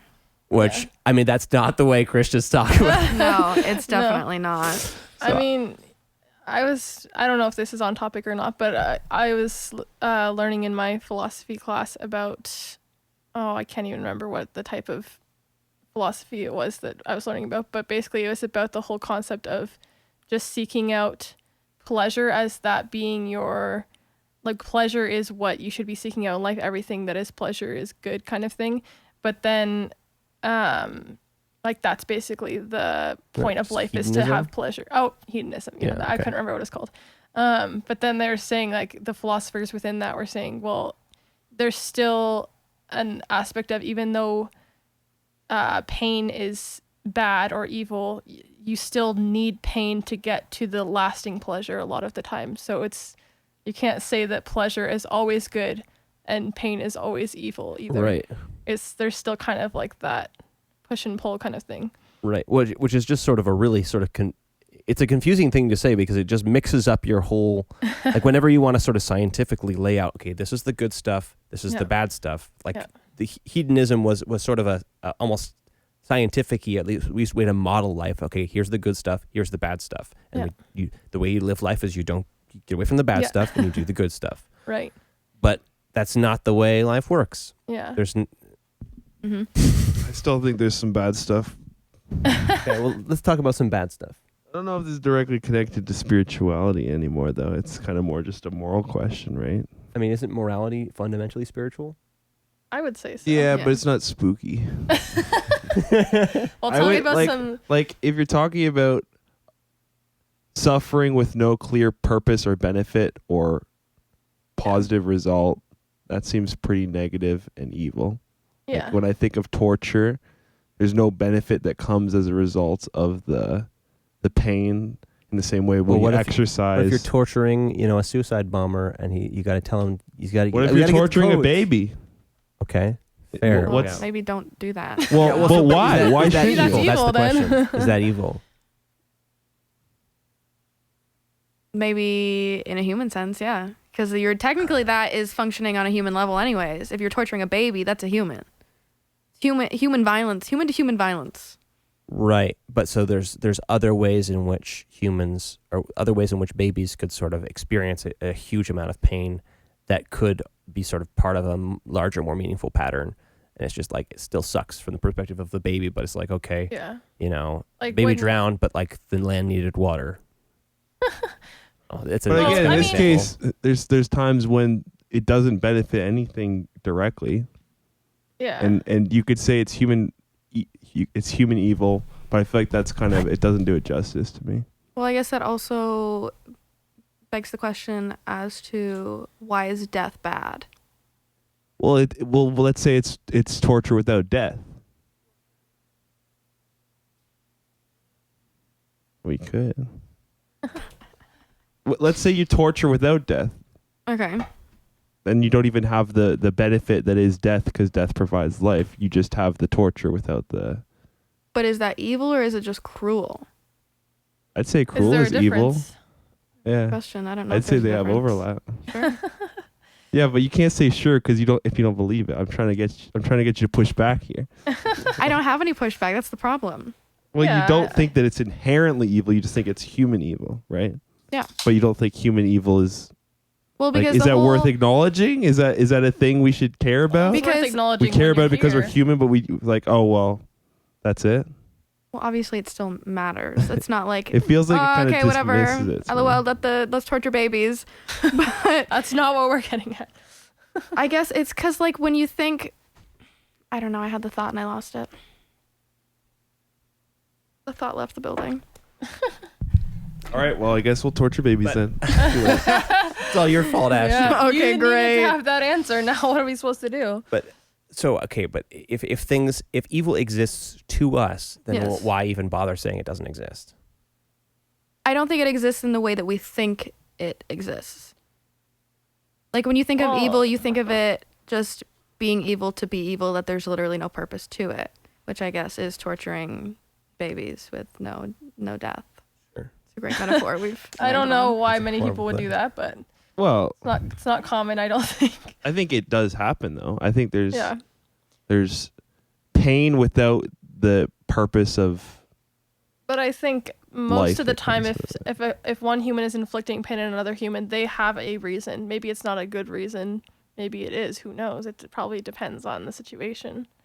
But you know, it's there. I don't think there's many situations where there's people just out there like, you know what? I'm just gonna see if I can do something evil today. I just want to like Right. see if I can do something inherently evil. That's sort of the Yeah. conceptual idea of like what true evil it might look like. Is just it's actually Just for the sake of suffering. it. It's unnecessary suffering for the sake of unnecessary suffering. Yeah. Which I think you're probably right that like I don't think any human has ever been able to manifest that fully, because it's like No. it's always due to some. I mean, making maybe a broad claim, but I think it's probably always to do with some sort of like trauma, some sort of repressed, that's true. or maybe some sort of just like big crazy revelation that happens to you that just messes with your view of life, that suddenly Yeah. it's just like life seems meaningless, Yeah. and therefore you're like trying just to experience something or whatever. It's like people don't, I don't know, that spirit of just simple like I just want to torture for the sake well, of it doesn't torturing. matter if they don't, like, let's say it's the result of it too. Like, for that baby to experience it is evil, regardless of if they have a horrible past and it comes as a result of mental like Yeah, but inability. It's like it's still evil to the experience of the baby that has to be right. tortured for But no there's purpose. still an extent of like is something evil for someone to do something if they don't maybe don't feel like they have control over themselves or that kind of thing Yeah. too, even in the sense where like okay, someone's having a psychotic episode or something Right. like that. I would still say it's an evil for the party to experience that though. But is that person being evil, or are they Maybe just not, but I'd say it still exists though. the evilness still Yeah. exists? Yeah. Well, I think I get what your point is though about like that we can't exactly. I think it's good to say. I think it's good to sort of put evil on the same level in the same way that we talk about God. in the same sense that like we don't actually know what God really is. I think that's true. And that like I think evil might be real, and I'm kind of agnostic about this topic as well. I'm actually not sure. I think evil might just be a subjective thing, or it might be a real thing. But if it is a real thing, it's probably in that same sort of totally ineffable kind of a thing, where it's just like you can talk about it, you can model it, but that's always the best you're going to have is sort of a model of it. That's not actually the real thing. It's sort of a representation of it, or like in a moment, it's like, okay, this is sort of practically evil, but I don't know if it's like the truest sense of what evil is. I think that's true. Yeah. And I don't really spend a lot of time thinking about human evil, like humans being evil to each other. I think about like the spiritual realm concept of evil, like which are two completely different things, because humans can be very cruel to each other, but I don't know if that counts as evil. I think it helps when it comes to like communicating with people to acknowledge the horrific things that have happened. It's like, yes, that is evil. Right. People need to be able to label it and say, like, And yeah, that really is. To just say, oh, like that experience was really unfortunate, but in reality, like that It's ultimately all for the good. Yeah, you know? it's like, shut up. You can't say that either. That's another definitive statement. Yeah, No, it's exactly. true, it's Okay, true. yeah. I mean, even fair enough too. Even in a sense, like I remember my phone got stolen at the airport one year, and then I was telling Dad about it, and he was like, he prayed, and he was like, God, I just thank you that Kirsten had this experience so that she could learn not to leave her phone on the table or whatever. Oh, and I was like, no, someone should not have stolen my phone. Like that is evil. That should not have happened. But you know, like, but that's the problem with it, is thinking that you understand what was evil about it. Yeah. Right. Or like maybe being that able person to kind of really put your needed finger- that phone, and I could just buy a new one, you know. Or maybe it's like in like part of it was evil, or like, but it's just like being sort of too dismissive of anything and thinking that you can totally label. But this is the same thing that Evan brought up earlier, though, where he was concerned about you talking too kind of matter-of-factly about spiritual stuff, which I kind of am wondering too. Like I have a similar critique, similar feeling. Yeah, which is fine. I mean, but well, I mean, what do you think of that? Like, do you think do you just like is there just an assumption that like, okay, I'm not actually talking super technically or like this isn't the final word. I'm just kind of talking about this stuff. I just talk about what I have experienced. Like everything that I know is because I have experienced it firsthand. And you trust your firsthand experience. And I trust my firsthand experience, yes. Okay. Because not only like, well, the average person can probably like feel certain spiritual things. I can also see them. So it kind of gives me an extra. That's weird. Little, you can see it like in almost a totally visual way. Almost totally visual, yes. Okay. Mind blown. You're gonna have to give us some examples here. So, do you have another cone in your eye? That's what I'm. No, I don't. Spiritual cone. I don't know if I have another cone. I might not have another cone. It's just it's very strange, because even when I think about like as a kid being able to see certain things, it doesn't look the way that they like portray it in like horror movies, where it's like, oh, there's this figure walking across the room and you can see it with your physical eyes. Yeah. It's more like I feel it's there and then I look and then it's like an overlay and I can see it. Like you got some. Like if you were to like put a picture over another picture, like on your phone, turn the transparency down a little bit. It kind of looks like that. Okay, interesting. And then I can, because I've trained my intuition to just like know certain things, like it's just a clear knowing. Yeah. I can know what gender the spirit is. I can know what they're wearing. I can know what they're trying to say, all this other stuff.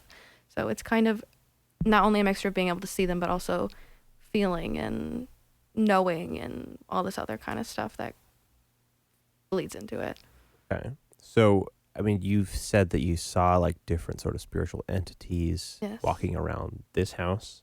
I have seen one, yes. Okay. You said there's a tall man. Yes, I call him the tall man. The tall man. I don't know where the hell he came from, because I don't think I've seen him since. Could you talk to him right now? Could you like call him and say, hey, tall man, what's your deal? I don't think that's his name, so he probably wouldn't respond to it. But oh man, Mr. Tallman.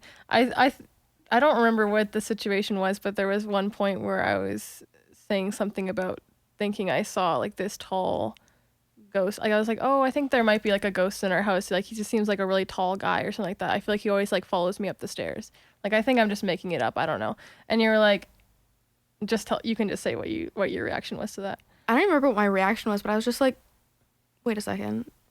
I'm seeing the same thing that you're seeing. Yeah. And we hadn't even Right. talked about it beforehand. Like, I usually don't mention it because Yeah. it freaks people See, out. That's where I start to like have to do a double take when there's intersubjective agreement when there wasn't any talking beforehand or anything like that. Yeah. So I mean, I still am like a little bit uneasy or like unsure about you using too descriptive language, like saying, "Oh, there is a tall man," Yeah. because that feels a little bit too like final, too descriptive. Yeah. Like, okay, I know what it is, and this is the tall man. But I mean, I guess you already said it. I call him the tall man. That is just what I call him. Right. Yeah. Yeah. Like, I like to give little names, especially when I tell like stories where I'm gonna say, oh, this is what he looks like. This is what's going on. Especially if it's someone that's like comes around regularly. I'm like, this is the name I'm giving you. Okay. It's usually just like a funny little name. So I don't know. I think it's fun. But so, okay, let's go back to the beginning then. Let's talk about you. Let's talk about your experience here. Okay. What was the first? I don't know if you can remember some of the first experiences, or maybe the first one where you're like, okay, this is a real thing, a real spirit, a real entity, and I could talk to it, or like it talked to you, or I have a couple because I feel like I didn't really clue in as to what was happening the first time it happened, because like this story is so strange because I tell it like, oh yeah, I'm sitting and talking to my spirit guides and I can see them, and then I'm saying to them, you know, I think I'm ready to like see spirits. I think this is the next step, and they're kind of just like, are you dumb? Like, you're sitting here looking at us right now. And I was like, I don't know. And they were like, just think about it. Just go live your life. Go think about it. Go ponder that for a second. And I was like, you guys are dumb. I'm not seeing anything. I don't know what's going on, because I was seeing it like in my mind and I thought I was making it up. But like, and at the same time, it's like, oh, Ashtyn, maybe you are making it up a little bit. Okay. Maybe I am.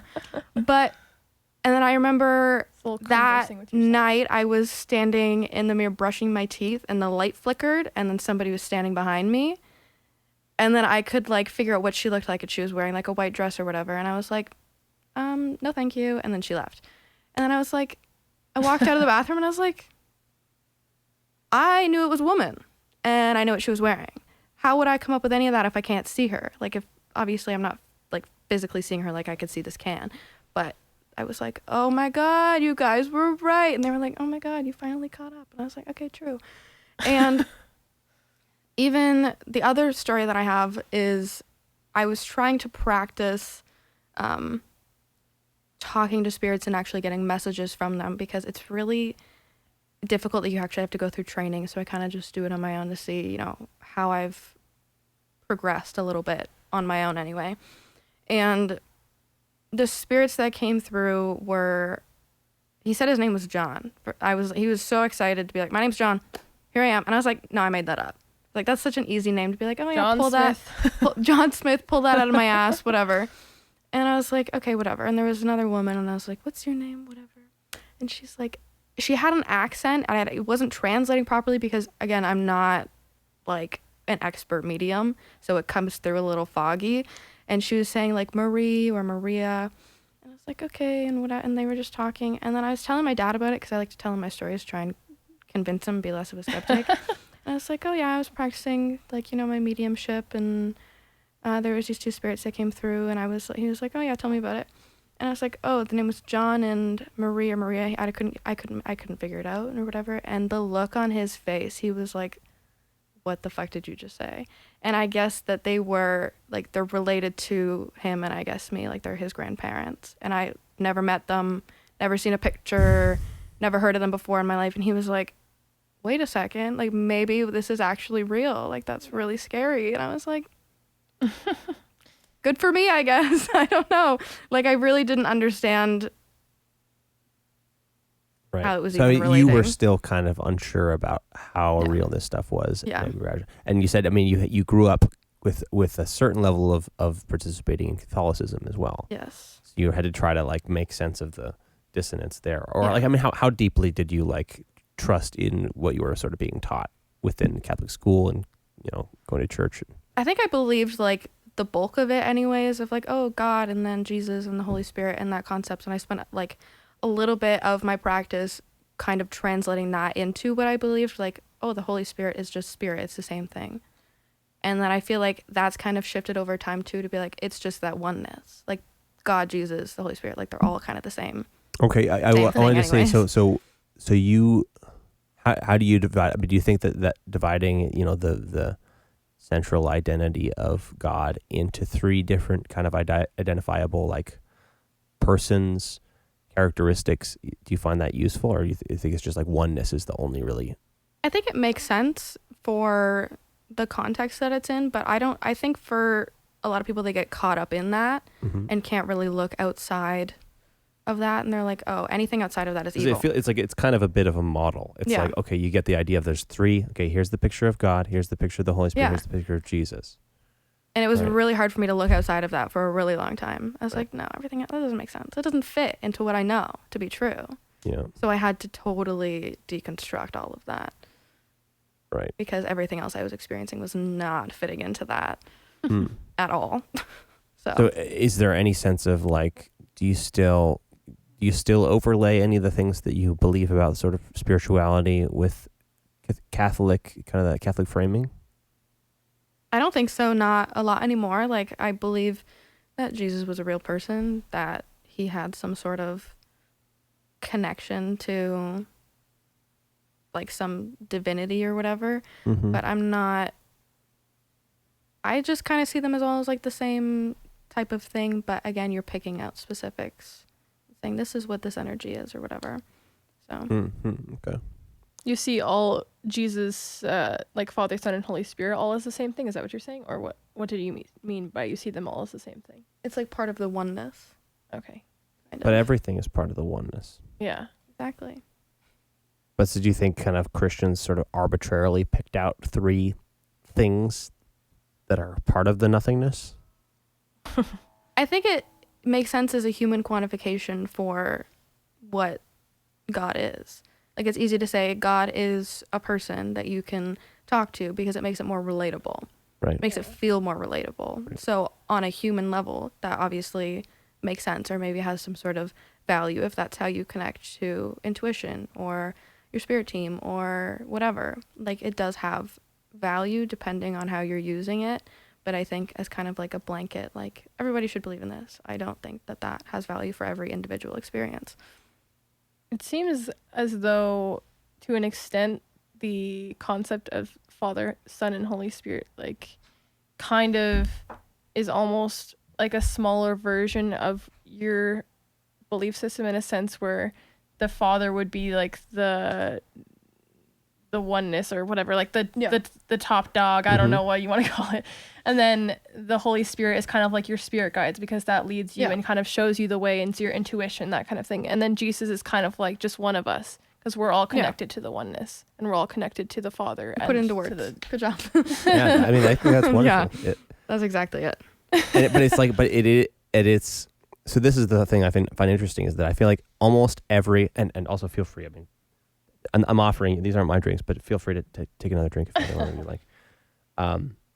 But I feel like almost every religion, there's some central belief system about the way they kind of divide up spiritual reality into a useful way of engaging with, can be mapped on to the Trinity. Yeah. I think that's one of the most central intuitions. Again, like sort of the archetypal ways we think about reality. It's like, I mean, there's archetypes of thinking about, like, there's the great father, there's the great mother, and then there's the great hero, which again is like, okay, you got a father, you got a mother, and you've got a son. It's the family, yeah. Right. It's like, it's this metaphor that just like, it pervades every story that every culture tells about reality, whether they've talked to each other or not. It's like that feels really, really real to me. Yeah. Yeah. And so, I mean, even if I get, stuck in saying, well, maybe the Christian story about it is not perfectly exactly right. It's just like everything we talked about so far. It's just like, it's not necessarily the final word on it. Yeah. It's Nobody's a representation. 100% right. Right. It's a representation that's helping my community to engage with that deeper, the deeper sense. Like, as much as I sound like I think I'm 100% right, I know that I'm not 100% right. Right. So it's the same. Was that funny? I mean, it is funny. I'm just I thought that was okay. funny. Just to laugh with no comment. It's like, okay. I mean, that humility is the central thing. I think that is important if you're going to have a sort of a healthy relationship with the spiritual reality, Exactly. spiritual thinking. Yes. Is that if you think that you have it figured out, you're just wrong. Exactly. Yeah.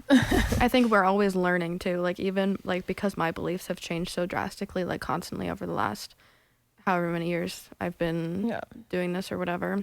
It's like I was like, oh yeah, I'm right this time, and then something else comes along, and I'm like, just kidding. And that's happened so many times. I'm like, you know what? I'm just not right. Yeah. I just think I know what's going on, and I actually have no idea. And maybe that's what Loki is for. Mess things up. Exactly. Okay. I think that's totally like that's the Yeah. archetype I of think the trickster or whatever. Yeah, well, that's what I was even thinking of before, but it didn't seem like the right time to bring it up. But Loki is kind of, the mischievous person in your life is there to kind of make you take yourself less seriously. And I think Evan is the Loki in my life.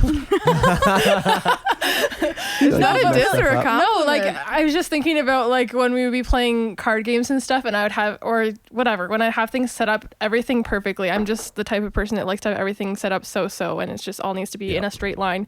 And Evan just goes over, just messes one of the cards. Right. Well, Just like- it's even I know like zero about tarot, but I know at least the card the Fool, right? Yes. Which is like that's totally that character's role as well. It's like it's the one who's sort of like you want to keep him around because he mocks whatever way you have of again modeling the world, any system you have of looking at the world, any worldview, any religion, anything codified. He'll find flaws in it and he'll turn it into a joke. Yeah. And the great Exactly. thing about making it a joke is that he deflates the system but makes you laugh about it. Yeah, Right. that's definitely Ideally. true. And that's why the Fool is the first tarot card in the deck too. It's kind of like, oh, here I am on this adventure. I have no idea what I'm doing, and it kind of reminds you to not take things so seriously Yeah. and kind of just go with the Wow, okay. experience. Because I think the Fool is also represented by the Sagittarius, the archetype. Like there's astrological associations with every card. Am I a Sagittarius? We'll have to find this No. out. Well, let's do this in a second. Wait, After. I don't know. I thought you knew Off Garrett's whole track. birth chart. You have Yeah, so we gotta many talk about siblings, this in I a forgot second, them. yeah. Okay. So it's a little difficult when you have like a massive family, and Yeah. I'm trying to keep every single person's birth chart that I I'm know telling up you. in here. If you gotta intermingle the spiritual and the science, and in this case, that means using an Excel spreadsheet. No thanks. Sarah Vandenberg, Yeah. Sagittarius is the. The other day when you're like, I don't even know what my birth time is, and Ashtyn is like, should I tell Evan I actually already know what his birth time is and what his whole birth chart is right now? Okay, wait, holy fuck, what? She gave me all of the birth times of everybody. This is not my fault, and it's because I like family astrology and I like looking at Wanted to everything see how it relates. relates to Okay, I mine. thought Like you I'm were not birth just chart. being I a thought huge like some creep. spirit guide told No. you. No, It's not that deep. What's the It's not point of that me figuring it serious. out if you already know? because I wanted to see if you would actually do it. Well, you still thought you didn't. didn't. You The looked only up. reason I didn't do it is because I didn't have time to. Well, I'm still doing it. Yeah, Sure. I'll do it. Okay, I want to do the astrology signs in like 1 second, but Okay. keep on talking about tarot for a second because Right. So I mean, the way we talked about tarot within our evangelical tradition is again that was something Yes. that was bad. evil for us, right? Yes. Yeah. And maybe subjectively it was evil for. Maybe we had no place for it. We didn't know Yeah. what to do with it. Which Yeah. is fair. Sure. I like even when I first got a tarot deck, like I was like, there's so much. I think there's 78 cards in total. It's a lot, Yeah. and It's a tall deck. it's insane. Like 20 more cards than a normal. Yes, one, yeah. something I think maybe. Yeah, that would make sense because I forget the labels of them, but like there's, because you said you could do tarot with a regular deck, Yes, but then I you're have done missing something. What are you missing? Well, when you do tarot like with like playing cards, Yeah. it's a little different because you use the jokers, but they're kind of like the two opposing ends of the Fool card, Okay. kind of. So there's It's more than kind one of fool card? Not in a traditional tarot deck because Okay, if you interesting. read like if a card comes out reversed, then you Okay. read it as a reversal. So the two joker cards are like the Fool upright versus reversed. Okay. That's kind of what I got read, and that's what I got the gist of. But even like, I know a lot of people think that tarot is evil, but it's just a tool. And I always say that like I could do readings without the cards. Like I don't need them, but I like to have them. It's kind of like flicking a switch. It's like, oh, we're shuffling. Okay. Yeah. We know what we're doing now. Like it's kind of signals to my brain like, okay, we're in reading mode now. Yeah. Okay. So it's So. like a priming thing. Yeah. But so how much of like does it even matter? Like, So I just pull. Is it totally like a random card? Like let's just say it's a totally random card. If you're good enough at reading a person, you might be able to sort of riff off of that card to tell. I mean, if you know kind of, I don't know. It's just like if you know enough about stuff, if you're familiar enough with a certain picture, you're going to find things that you can use to kind of relate to the story that you're beginning to sort of be aware of about a person, but it might kind of draw you to a different angles of their personality or something like that. Like, I mean, I think the problem that most people have with the idea of tarot readings, like just shuffling a card deck, is that, okay, that's totally random. You just pulled a card and now you're going to tell me that like, that's my card. Okay. Yeah. I mean, shuffle it 10 times and pull the same card in a row, and then I'll believe you. I have done that before, actually. Oh. When I first started reading tarot for myself, it was the Magician was the card that would come out every single time I would shuffle it. And I put it back in, I shuffle again, Magician would pop back out. And I was like, what is that? I was so like, okay, that's spooky. They should just get magicians to do tarot readings. Maybe I am a magician. Plot twist. Okay, Miranda sings. And even when I did a reading for my friend Sunny the other day, like I kind of started the reading and then I was like, no, like something's off. I was like, I turned it off and I was like, okay, we'll start again. Because I already had the cards out and everything. I was like, no, I just need a minute. And when I reshuffled the cards, they came out, like 3 cards came out in the same order, in the same positions that they were the first time. So like the Sun was the first card and the 10, like there's like cards in between, and then the 10 of Swords was the last one. Sorry, I'm interested in these. So you said it's the Sun, something, and then the 10 of Swords? What? Yeah, so the Sun was in the same, it was the first card that came out both times when I started the reading, and then there was, I do like 6 cards, but I think 7 or 8 came out, and then the 8th card was the 10 of Swords both times. Okay. So it was Could have brought same. the cards. I was you thinking that should- today. I was like, somebody, they're going to say that, you know, get your cards out. And I was like, should I put them in my bag? No. But I mean, maybe you just, maybe you felt led. Maybe we didn't need the Intuition said cards. no. intuition said yes. So Can't then I argue said, Oh, wow. So Ashton you weren't said, spiritually true to yourself? Oh, I guess man. not. That's sinful. Looks like you're That's not gonna be evil. a You spirit just sinned on us, Ashton. evil. Maybe I'll bring the cards next time. That was the real motive. You're like, now you're gonna have to ask me back because I didn't bring the tarot cards this time. Sorry about it. But it is really like, because people are like, oh yeah, like you can pull a random card and say anything. Okay. I think that's a lot of the problem with tarot. And I was even talking to my friend Jazz about this, and she's an astrologer, and she was saying like with astrology, you cannot fake it. Like you can't just pull a random planet out of your ass and be like, oh, this is what this means, because it's not. But with tarot, what happens is people go, oh, it's my intuition. That's what I think it means. Right. And that leaves a lot of room for scammers. It leaves a lot of room for people who have absolutely no idea what the fuck they're doing. And I think really good tarot readers can stick to the original meanings of the card, but also intuitively apply it to your life. Okay. So I don't know. Like one of the things that I kind of always think about, I don't know why I always think about this. One of my mutuals, Angie, she was talking about the 8 of Pentacles, which is a card of like. Sorry, is this you said the word mutuals a couple times? Yeah, Is so that- when you like follow each other on Twitter or Instagram or something, like Okay. that's what a mutual So I'm is. just old. I thought that was like some special spiritual terminology of like, what are my mutuals? No. My spirit people. Just Gen Z talk, you know. She was talking about the 8 of Pentacles and was saying that, because I guess the basis of the 8 of Pentacles is hard work and not being Pentacles? lazy. Yes. What's that? So Pentacle. there's 4 suits. So pentacles are. Is this one money, of those right? shapes? Is how many sides is on a pentacle? Isn't a pentacle is a coin? It's like the old timey word for coin. Yeah. So it represents okay. like earthly matters, like money, work, Interesting. jobs, Okay. all that kind of stuff. And you have swords, which is your ideas and the things that you say in communication. Cups are emotions and relationships. And what's the last one? Wands are like your motivations and your passions and Okay. the types of things you actually put out physically into the world. And she was talking about the 8 of Pentacles, and because it is like hard work and not being lazy and like actually like achieving your goals. And one of the applications of that card, I think she was saying, was finding your niche, because it's not just, oh, you know, work hard, you know, go to your job, clock out, whatever. It was, what can you do to get better at what you're doing? Like, are you just clocking in and working, or are you actually going in and finding what's specific to you? You know, find your niche, you know, growth. and apply it to, like, it was an application part to somebody, some reading she was doing. But like, I think that is the hallmark of a good tarot reader is being able to apply things intuitively and not just saying, oh yeah, work harder, don't be bitter, love and light. Like, you actually have to apply it somehow.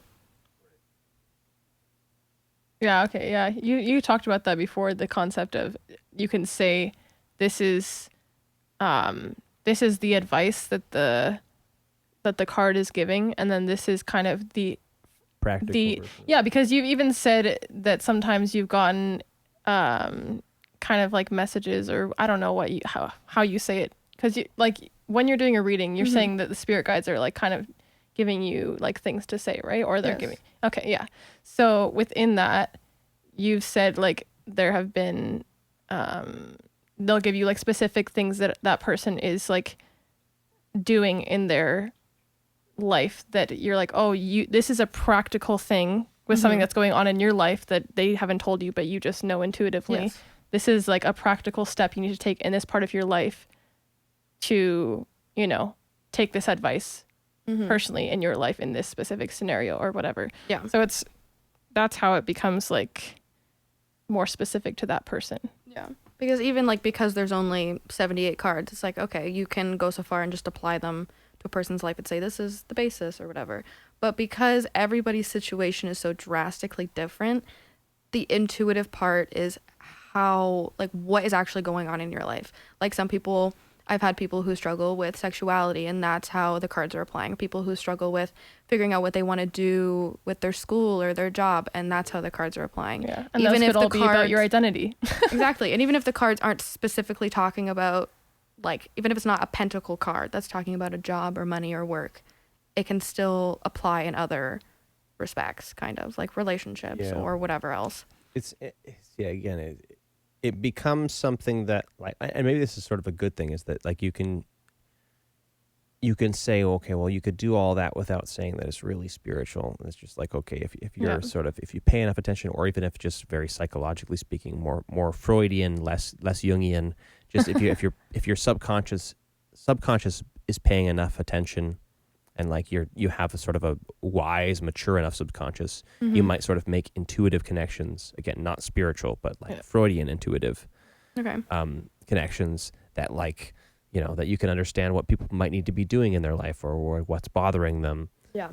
And it's like, okay, it almost doesn't matter. It's like, if that's the way you want to think about it, then this still might be a good kind of a good tool to get you in that space where you're ready to actually sit and think about and be open to considering, you know, where you might be wrong. It's where you just kind of apply. I mean, when you're desperate, and I mean, I assume a lot of people who, like, if you want to get like a reading done, it's like you're feeling sort of desperate. You're in a place of desperation where you don't know what to do. So like, please give me some advice. You can't just ask one of your friends or something. You're like, I need some like some more deep advice about this. In general, I mean, well, I think you can probably, because I mean, some people are just, they don't think about life spiritually that way, but they're engaging in the same almost sort of spiritual practice of humility, where when they just go up to their friends and they say, hey guys, this is where I'm at. I don't know what to do. They're basically asking, hey, can you use your intuition, your intuitive sense of where I'm at, to tell me what you think? Exactly. I mean, they're not expecting you to say, okay, here are the different elements of my life. Here's the problem. Here's the story problem. I'd just like you to mathematically deduce what I should do, Sherlock. Yeah. Right? Yeah. It's like even people who, because obviously there's people who go their entire lives without ever getting any type of psychic reading. And it's like, okay, how do they function anyways? And I find that the message always hits you when you need to hear it, even if you don't do that type of thing. Like, if you read something at the perfect time, or somebody says something to you at the perfect time, and it's exactly what you needed to hear. That's kind of the same concept. Like, your spirit guides or whoever is always going to find a way, like, you are most receptive to that message. Whether you're into tarot or astrology, like, that's the way you're going to receive the message. Whether you, like, are into seeing angel numbers, like, that's the way you're going to receive that message. Or if you talk to people a lot, that's how you're going to receive the message. It always depends. Like, they're never going to waste their time in sending a message that you're not going to get, basically. Yeah. So we got to get Evan a message here, right? We got to figure out what his birth chart. You're going to look up your birth Well, chart? I don't know. I do actually want to. I think I'd be interested in getting a reading done at some point down the line as well. Oh Oh no. That's a lot of pressure. You have to read it, and it's gotta check up to No, Evans. but the beautiful thing is I don't have any. I don't feel like there's anything I want to know right now. Those are the Yeah, best types of general readings. I know. You said that too. Yeah. I do. Even when I do readings for people, I don't like having any background information. Yeah. Like I just give me your name and that's it. That's all I need.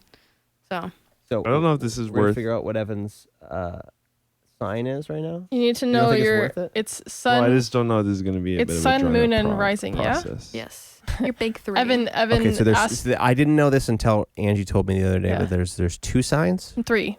Three. Well, there's more than 3, but jeez. The big astrology three. is very complex and there's a lot to it. Like there's there's the a Trinity, lot of layers. You know, your Okay. Trinity, your personal Trinity. Does it map onto that in some sense? Like your 3 different signs, your 3 primary signs? Maybe. I guess Okay. if you're thinking of it Might in be terms going a little far. of like the father and the mother or whatever. Okay, yeah, because sure. I Hey, mean, how kind much of- does the specifics of the time, let's say 3:45 versus 3:47, matter? Is it like the hour? No, the specific, like down to the Okay. specific minute. It's No. like What if you write again, it down because wrong? the degrees depend. Like some people read degree theory, where each degree corresponds with a sign and like has an application to that planet and the house it's in. So there's a lot going on. Just or- let's just get this out of the way. This- Planets are too big to go inside of houses. Okay, so if we can't. Oh, okay. I'm That's sorry. science. Earlier So you said you that's- pulled the that's planet fine. out I of don't your know if you're ass, so gonna I guess they're counter not that. that big. Brian Wilson was all. Oh, never mind. He was born at 3:45 a.m. I think I'm at 3:45. Yeah, that would be correct. So what do I need You to? can. Evan doesn't you even know have what to it do is. it online. I think there's You can do it with a book. unless you're like really old school.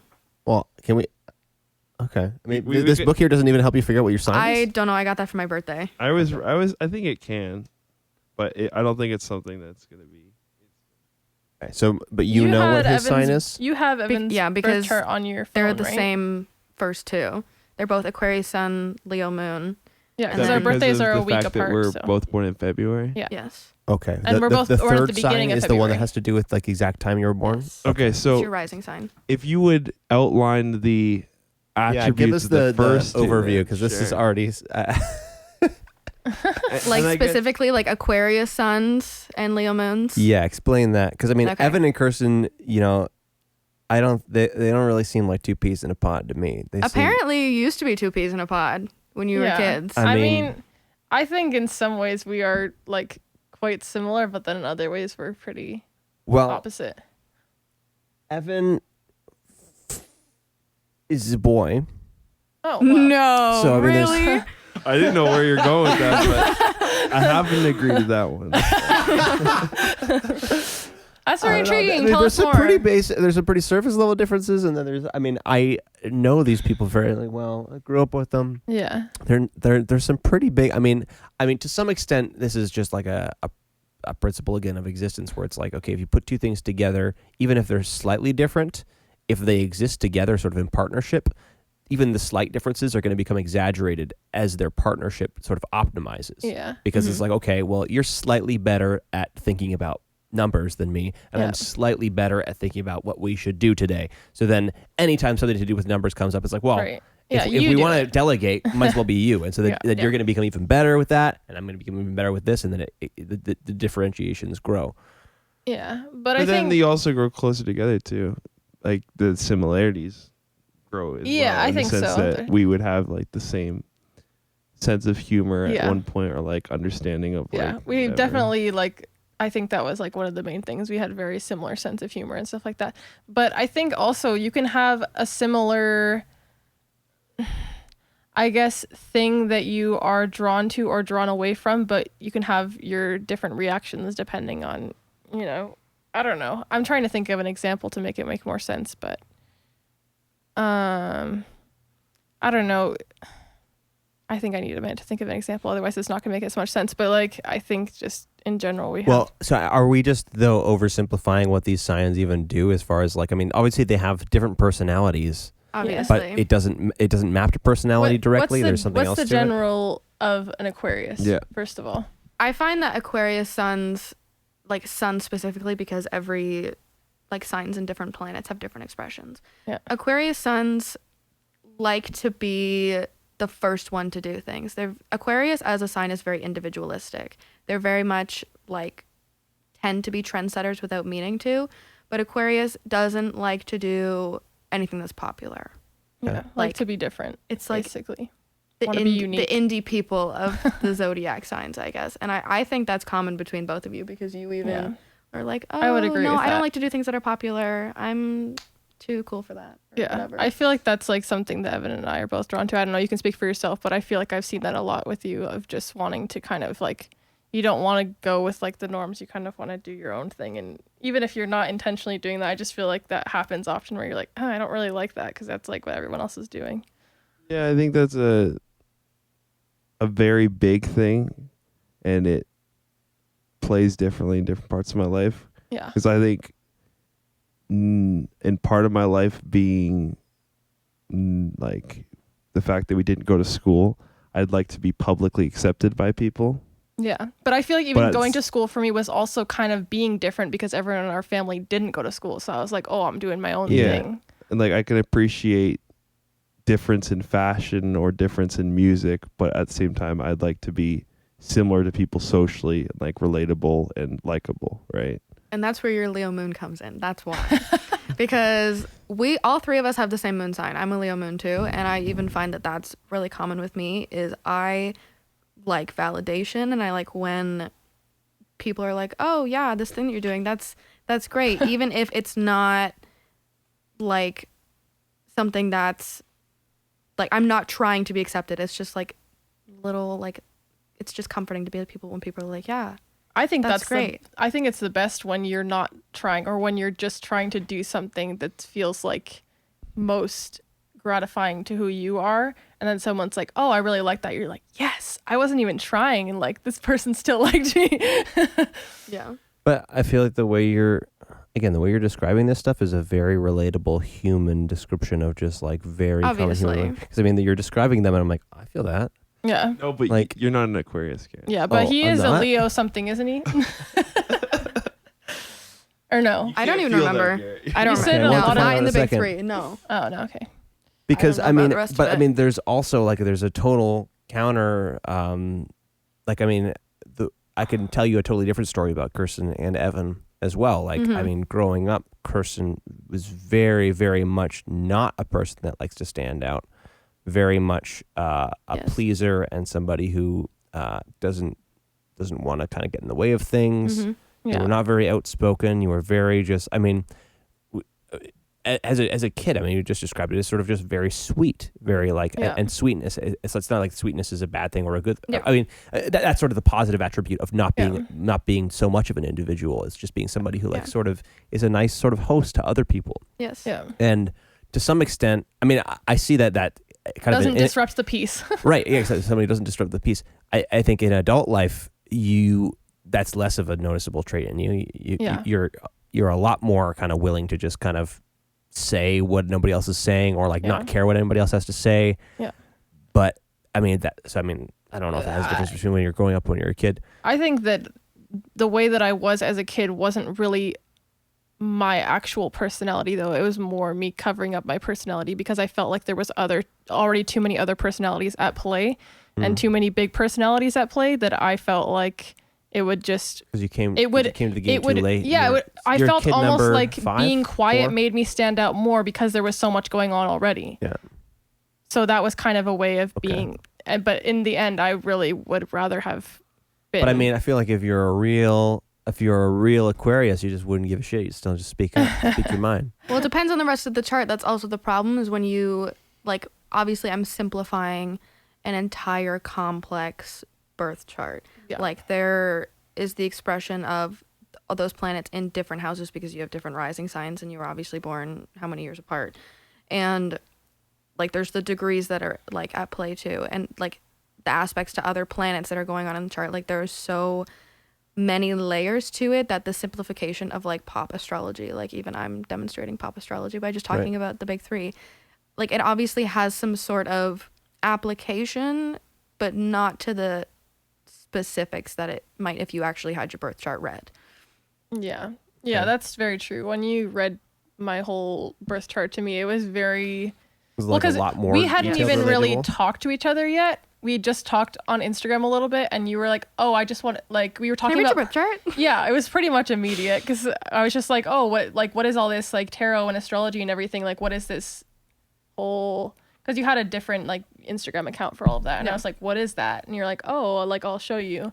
And so then you kind of read my birth chart, and I was like, I don't know, I can't even remember most of it anymore, but I guess the one thing that I do remember is you saying something about my birth chart related to my emotions or my body and my health being very affected by my Yes. emotions, and that's like a very, and like to some extent everyone is like that, but I think that's very, very like big with Well, that's me. what I don't understand is that like your perception of yourself changes depending on what you're focusing on.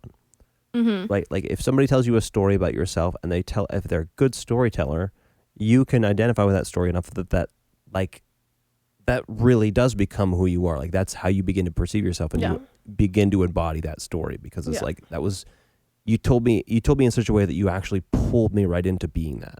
Yeah. Yeah. And I think that's that what can I'm definitely not be pardon? true. That can definitely be true. But then so that's part one, but also like obviously there's the very surface level criticism or like just concern of like when people start saying that, oh, your personality. Okay, so you still maybe you got to explain why it's not personality, but like Okay. because again the pop understanding is that your personality is determined by where the stars were when you were born. That doesn't make an ounce of sense.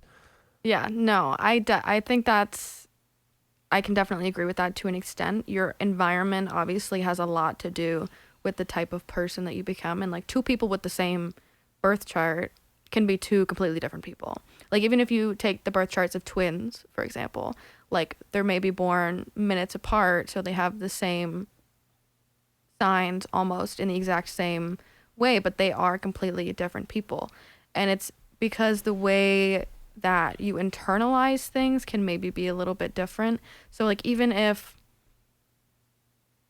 I don't know, somebody like two twins like are both Cancer suns, whatever, one could, you know, be really, really sensitive and, you know, end up being that type of people pleaser, like, oh, I don't want to disrupt the peace. And the other Cancer could be kind of like, I'm the victim in the situation and I am hurting because of whatever else is going on. So you have the person that doesn't like to disrupt anything versus the person that is the disruptor, but they have the same situation and the same environment, Responding but to it different differently. responses, basically. To that emotion or feeling or whatever. Which Same is why sensitivity. astrology is so difficult. And I don't know how people can, like, just read somebody's chart after not meeting them. I'm like, oh my God. Like, and they do it so well and so, like, gracefully.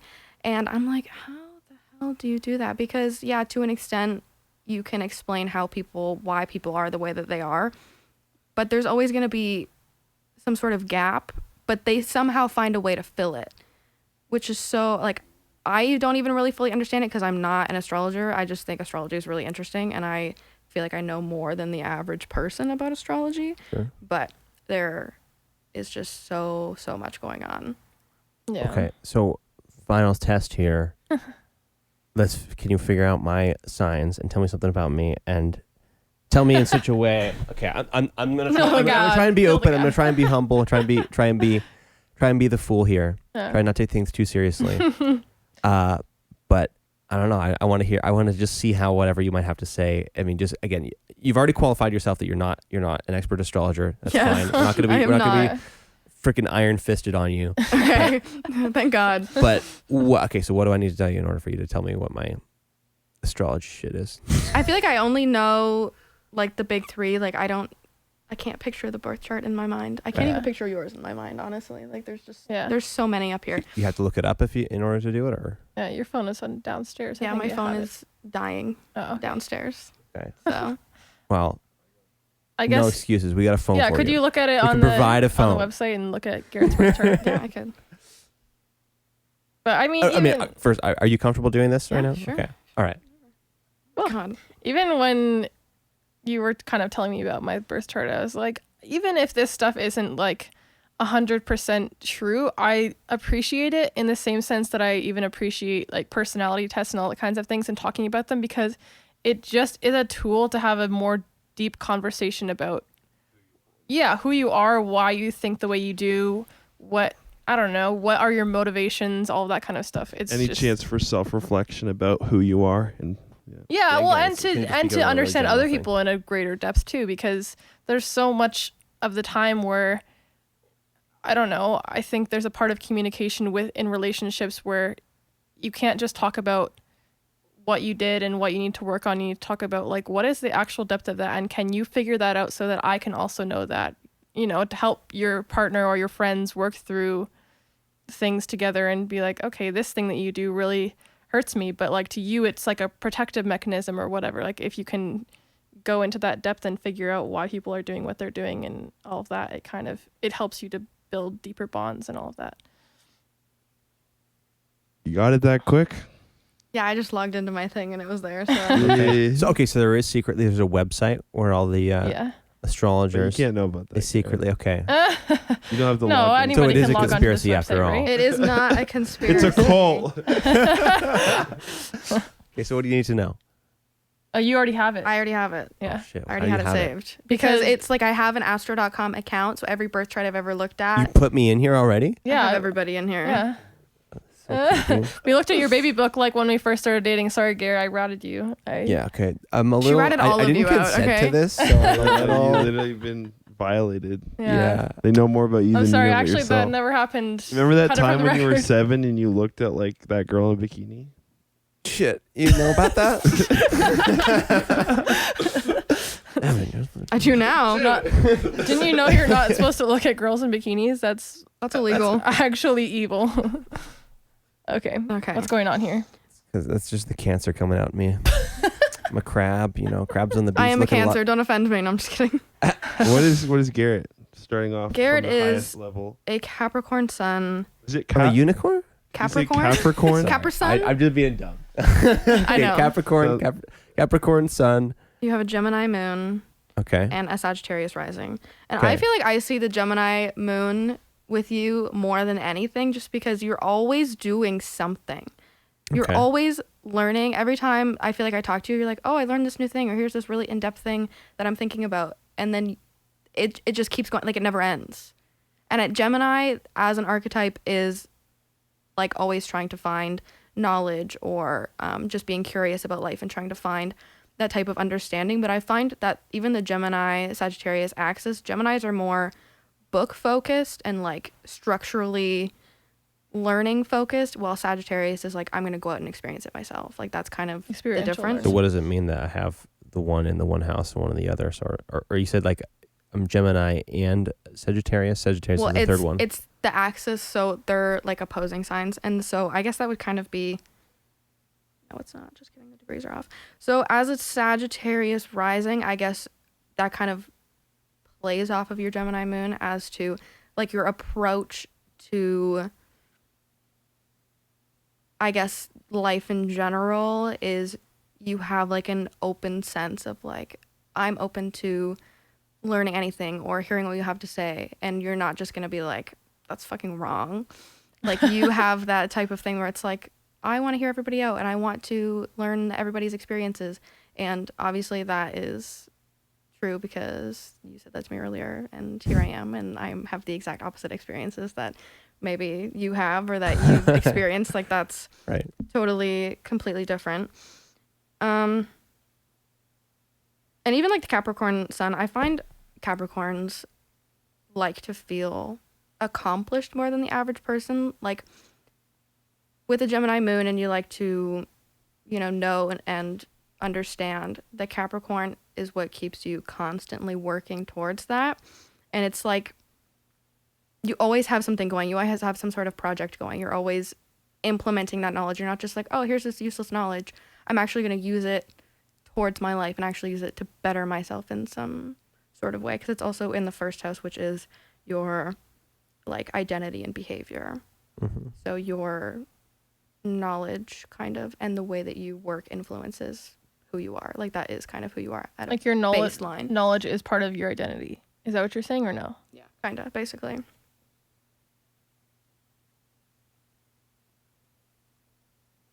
And then even like I'm just looking at houses now. But the 11th house is friendships and like kind of like ASMR voice. right. The 11th house is like friendships and social groups and that kind of thing. And you have Pluto in the 11th house. And Pluto is kind of destruction and change and that kind of thing we were talking about earlier. So any house that... Pluto's Loki. Sure. Any house that Pluto hits, it kind of causes like... Pluto's like the god of... Oh, no. What is it like as far as like... Because Pluto's a Greek god too, right? Yeah, there's like all this mythology connected to like every planet. I don't really know the mythology off the top of my head. Sorry, I mean... You're giving me... I'm just... My mind's fine. I'm running around thinking about trying to make some associations, but... So in terms of like Pluto in the 11th house, so whatever your social groups and like friendships kind of are, they transform you in some type of way. Like no friendship and no like social group is really just like, oh yeah, it's whatever, like Just we're for friends. fun. Like you're not just gonna call somebody your friend to be like, if you don't actually mean it. Like if they're not going to like have some sort of value or impact on your life in some sort of way. Like being in your inner circle is like a really big deal. And that might be because maybe you've had bad experiences with friendships or social groups or whatever where you didn't feel like you fit in completely. Like there was always kind of something that was off. So as you kind of grow up and grow into that, it becomes like, it is actually a good thing when people are like, yeah, they want to be friends with me. But not everybody can get in because you couldn't get in to everybody else's growing up. If that kind of makes sense. Yeah, okay. That's the one that's taking me the most to kind of process and see if it really fits. Because to some extent, I mean, growing up, I mean, maybe it's the inner circle element that I have to think about. Because, I mean, growing up doing what my family did, Yes. traveling around, sort of We being didn't really like, fit in anywhere. didn't fit in, but at the same time there was a really, really easy in to just fit in anywhere as far as like I at least had an identity, and it was a pretty positive identity. I was the guy who was traveling from out of town. Mm-hmm. I was the guy who was on stage doing something. But that's not really even like your inner circle. That's kind of like more distant, I guess you could call it. Yeah. Like it's not really like you knew those people. I guess or I you. did really. I had a hard time finding. Yeah, actually finding an inner circle, and I don't think I really had a lot of deep friendships until I became an adult. I mean, I really all kind of through being a teenager. I would ask my mom to pray with me all the time, like, God, will you send me a good like deep friend or good like true best friend? Yeah. Because I really felt like I was missing that in my life. I think that that's like a common theme among like your entire family's birth charts that I'm seeing too, is that there's an aspect of spirituality and religion that impacts the way that you interact with everybody else. Like, I think it like, cause even if like you have, Chiron is an asteroid in the 9th house, and Chiron is like the wounded healer. So when you, like, it's basically like the things that you really were traumatized by or wounded by, but also become like your secret weapon to healing those traumas. And it's in the 9th house, which is spirituality and religion and also long distance travel. So those are all kind of intertwined. All of us are in this house? Yes, they're all intertwined in the same house. Because it's All of us are in that house? Like, I think all of you have some sort of 9th house placement, yes. Okay. And not everybody has that. Like that's yes, uncommon. correct. That is, well, considering how it applies in your life, obviously it's special, but not everybody has that same placement. Like I have Chiron in my 11th house, which is like the friendships and stuff, and I always struggled making friends. Like that was something I was never good at. I feel like The difference is I did have friends growing up though, or not friends. you I didn't did. really. No, but I had a long extent of a friendship with a friend deeply where you guys might not have. I didn't ever really feel that need to have a deep friend that I didn't have one though. Well, so this is what I wanted to get to, is that like again, a lot of this stuff can sort of be relatable, Mm-hmm. and the other problem is that as soon as somebody starts talking about you, I don't know if this is like everybody experiences this. Maybe this is just a me thing. Yeah. But you start talking about me for 10 minutes. I'm like, oh yeah, let's talk about me. Because it's like It's refreshing. It's like, it is, and I don't know if it's just like that's kind of the world we live That's in. It's just like your Leo we have such kind of such doesn't have one, sprawling, we have such sprawling social environments that it's like Yeah. we don't get that many opportunities to really feel like people are truly trying to get to know us. Mm-hmm. And so it's like, oh, please actually try to know me for a second, because I feel like nobody, you know, I don't know if that's just me or I'm just kind of riffing, but like, I agree. it's like as soon as somebody starts talking about you, it's like, yeah. And it's not just, I don't think it's a totally selfish thing. It's just like, oh my God, I really want somebody to see me. Yeah. Right. And then so as soon as you start talking to me about me, I'm like, I'm just willing to take anything you say. I'm like, okay, I'm going to try it. I'm going to see if that makes sense. That's going to make sense to me somehow. Mm-hmm. Yeah. And it's like, that can be a little bit manipulative, but again, it's not necessarily manipulative if you're not trying to manipulate people, but it's just like, I mean, you said already that this stuff, it makes way for some people to abuse it if they want to, Yes. but I don't think that's what you're trying to do. No. But I think it depends how you look at astrology. Like if you look at it as like a self-improvement tool versus somebody using it as a party trick. Mm-hmm. Say, oh, let me tell you about yourself, versus like studying it yourself and applying it to your own birth chart and saying, yeah, like that's actually what happened to me. How can I learn and grow and heal from that? Rather than just use it as like an excuse to be like, this is how I am and it's whatever. Yeah. Because I feel like you're cool. it's easy for me to be like, oh yeah, this is what you're like and whatever, and this is what you struggle with. And you're like, yeah, okay, cool. And then you forget it the second you walk out of the room, and it's like, okay, what was the purpose of that? Yeah. Right? So it's, you kind of have to take it with a grain of salt and also figure out how and why is that valuable to your personal growth. So you told me a couple things about myself. I also wanted to hear what both you, Kirsten, and Evan, what you guys think as far as like, do you think that matches up with me? And also, how much did you relate to her reading of me? Yeah. I mean, I was kind of trying to think about that while the reading, like while you were reading it, just because I was like, what would I say that I relate to those kind of things? And I mean, obviously to the extent of like the friend group kind of thing, that's definitely something that I would say that I relate to pretty strongly. But then again, you said that was also in my birth chart. But as of the like knowledge type thing, I was thinking like as a person that's always like searching for knowledge or always trying to do that kind of thing, I don't really feel like that's something that I gravitate towards as much. Like I always feel like excited to learn things, but I'm not really a person that searches out knowledge that much. I'm more just kind of like look inwards for knowledge more than looking into books and that kind of thing. I definitely think that's something that seems very much who you are. You're very I think that was the part of what you said that I related to most. Yeah. Too.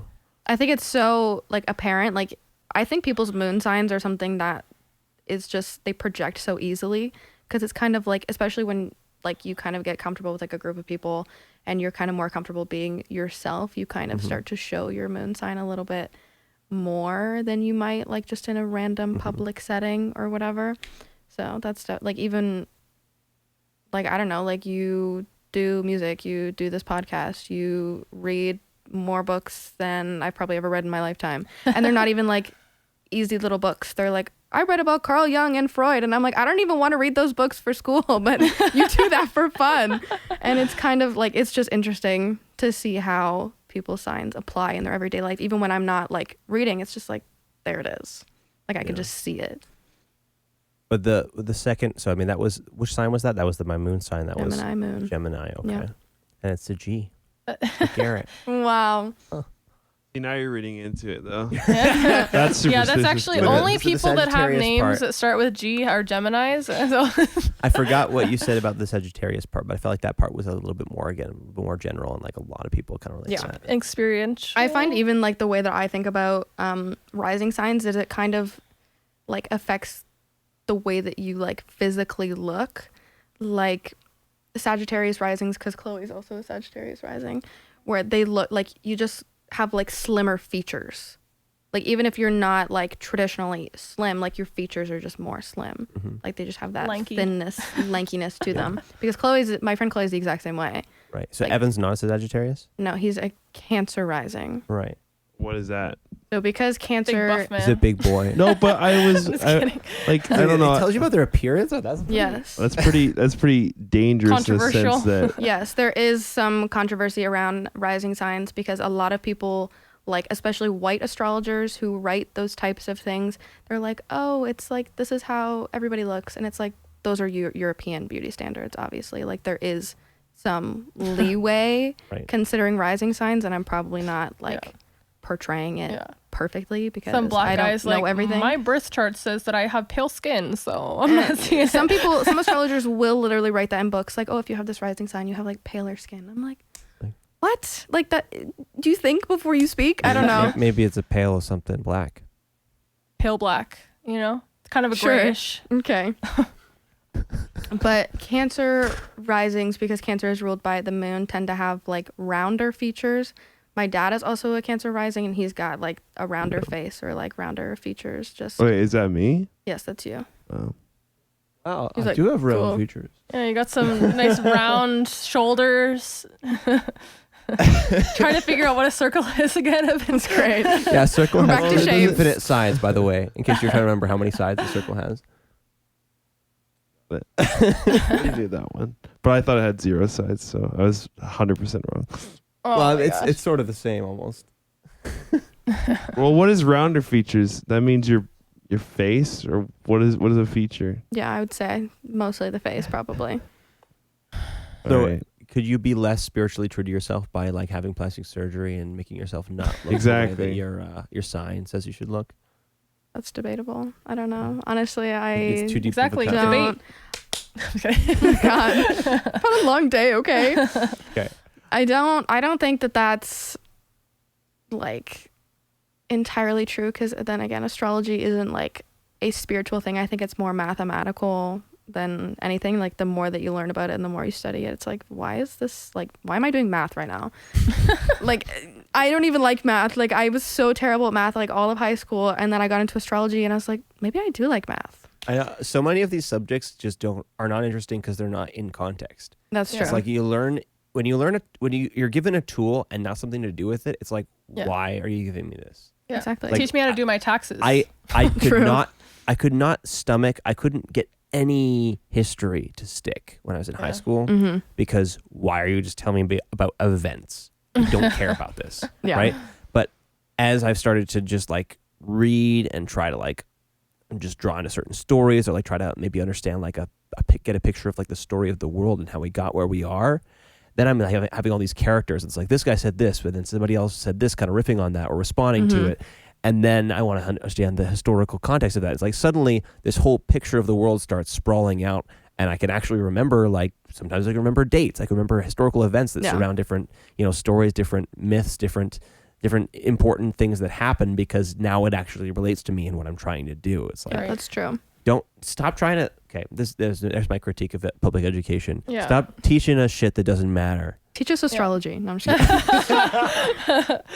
And on that note, Yeah. Okay. I would have paid attention. I'm just saying that would have been cool. I know it's kind of getting late, but okay. I mean, that was great. I'm gonna sit there and think about more about what you said Good. and think about astrology some more. Great. But I was promised a ghost story, or maybe I ghost made you. story. Maybe I promised you to tell a ghost story. But this is I don't know. It's feel not like there's Halloween been a right now. couple This is kinda supposed ghost to be the stories Halloween throughout already. conversation. So before we wrap things up, can you choose from your huge catalog of strange I want to find the occurrences? spookiest one. Can you share a story? Obviously, it's not spooky to you because you're above such things. yeah. Could you for real. could you scare us? Could I scare you? Hmm.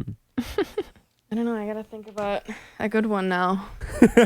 Sorry, I put you on the spot. I mean, didn't well, you, technically, you had like 2 hours to think of something scary. I was thinking about other things. Okay. You kind of like said that it's more likely that there have been like darker spirits or heavier spirits. I can't talk anymore. When there's like when you've had bad mental health, right? I feel like you've kind of talked about a specific one that didn't leave you alone for a while. I don't know if that's really a spooky story or not, but I guess my spookiest one is like I went through this phase in high school where I was like, oh my God, Ouija boards are so cool. Don't tell my mom. Mom watching this, sorry. It's a secret. You probably didn't get this far into it. Yeah. No, probably not. But But went to bed by now. we would just like make our own. Mm-hmm. Bad idea. I remember I was sitting, like I was with my friend Emily. We were sitting in the basement at my other friend's house because everybody was upstairs partying, but we were like the designated drivers, so we were kind of just hanging out. And she was like, "Do you want to like make a Ouija board?" And I was like, "What the fuck else am I doing?" And we did that, and the room got hot. Like the room was on fire, and it was a cold basement. And I was like, "Do you feel that?" And she was like, "Yeah." And I was like, "Okay, I'm done." I was like, "No, we're done. I'm not doing this." And like I drove wherever I was driving home. Flames of hell. Maybe. You were being transported there. We're adding to the spookiness. It was the flames of hell in the basement. I mean, it doesn't feel like a big stretch from, I feel like there's a lot of Christians who would say, yeah, that's what it is. Yeah, sure. Don't get in the Ouija You boards. d- you It's going to do take you you. right to hell. Well, I mean, so far what you said about Ouija boards, it sounds like you would almost put those in the category of things that you wouldn't suggest people mess around I with. suggest the average person does not mess around with Okay. those So because they're evil for the average person. for the average person. There are people who like are trained on how to use Ouija boards properly who can actually, use them for their designated purpose and nothing bad happens. But for the average Nothing person, bad happens? yeah, no, Okay. nothing bad happens. Like it's actually like a thing you have to be trained on. Okay. And it's like been advertised as like this fun little game. Like, ooh, Dr. Yeah. Spirits. Okay. Yeah. Because I mean, you could like buy Ouija boards at like game stores, Yeah. right? Yeah. So strange. That's kind of a weird. Not a good idea. And I was driving home and I could feel somebody sitting in the back seat and there was nobody there. And I was just like, I like flipped my mirror up because I was like, oh my God, no. Like if I look and there's like somebody there. I was like thinking of like horror movies. I was like, Yeah. no, The I police pulled you cannot. over, like, why is your rear view mirror not? I was like, no, I can't even. And like I could just feel somebody following me inside and I was like, what do you want? Like leave me alone. And it just felt terrible. And I like smoke cleansed myself in my room and then I got into bed and I was like, oh my God, I'm so scared. And like the next couple nights what was happening is I could hear things like moving in my bathroom, like the garbage can is like being dragged across the floor. And I was laying there, I was like, oh my God, I'm like shitting bricks right now. I was like, what the fuck is going on? And I felt so terrified. Yeah. And there was like, I can't remember if it was like the same thing, but there was like other experiences that I was having. I did end up getting rid of that one. Like I just got so angry. I was like, get out of my house. Like leave me the hell alone. And then it stopped. Like it Okay. just was done. I apparently it's that easy. And there was like other experiences where like there was a spirit, this was before I could see them, before I really understood what was going on, where like I woke up one morning and my entire bookshelf was rearranged. Like I kind of like walked by and I was like, something's different. And then I was like, oh my God, like All the books. I had like little like trinkets and little books were like moved all over the place. And I was like, I just like quickly rearranged everything. I was like, no, don't. It was like, don't even. It was so, no. And, the other one, my dog Charlie, we put a bell on the back door to kind of like train him to ring it when he wants to go outside because he wouldn't bark. So you had to, make do. And everyone was out at dinner and I was kind of just sitting in the living room by myself and the bell goes. And I was like, you were just outside. Like, I'm not taking you out again. And I look over and there's no dog by the bell and they're like on the opposite end of the kitchen. And I was like, cool. And I got up and I was like, you know what? I'm just going to confront it. And I'm just going to say whatever. And I was like, if that was you, ring it again. Like, ring it again. You think you're so tough. Yeah. And the bell jingled. Oh my God. And I was like, ah! I kind of just stood there. I was like, don't do that. That is for the dogs. Maybe the ghost needs sounds- to go pee outside. Okay, one of the parts that stuck most with me about this autobiography I read about Jung Yes. is a story that he told about him hanging out with Freud, because that was like a lot of their relationship was like that he like really respected Freud and like considered, but Freud kind of even elevated that even more. He's like, he really considered Jung like a son, and Jung like eventually kind of was like, yeah, I kind of know my own shit and like I respect you as a friend, but Freud always saw him as this like young, kind of, naive, His student. Exactly.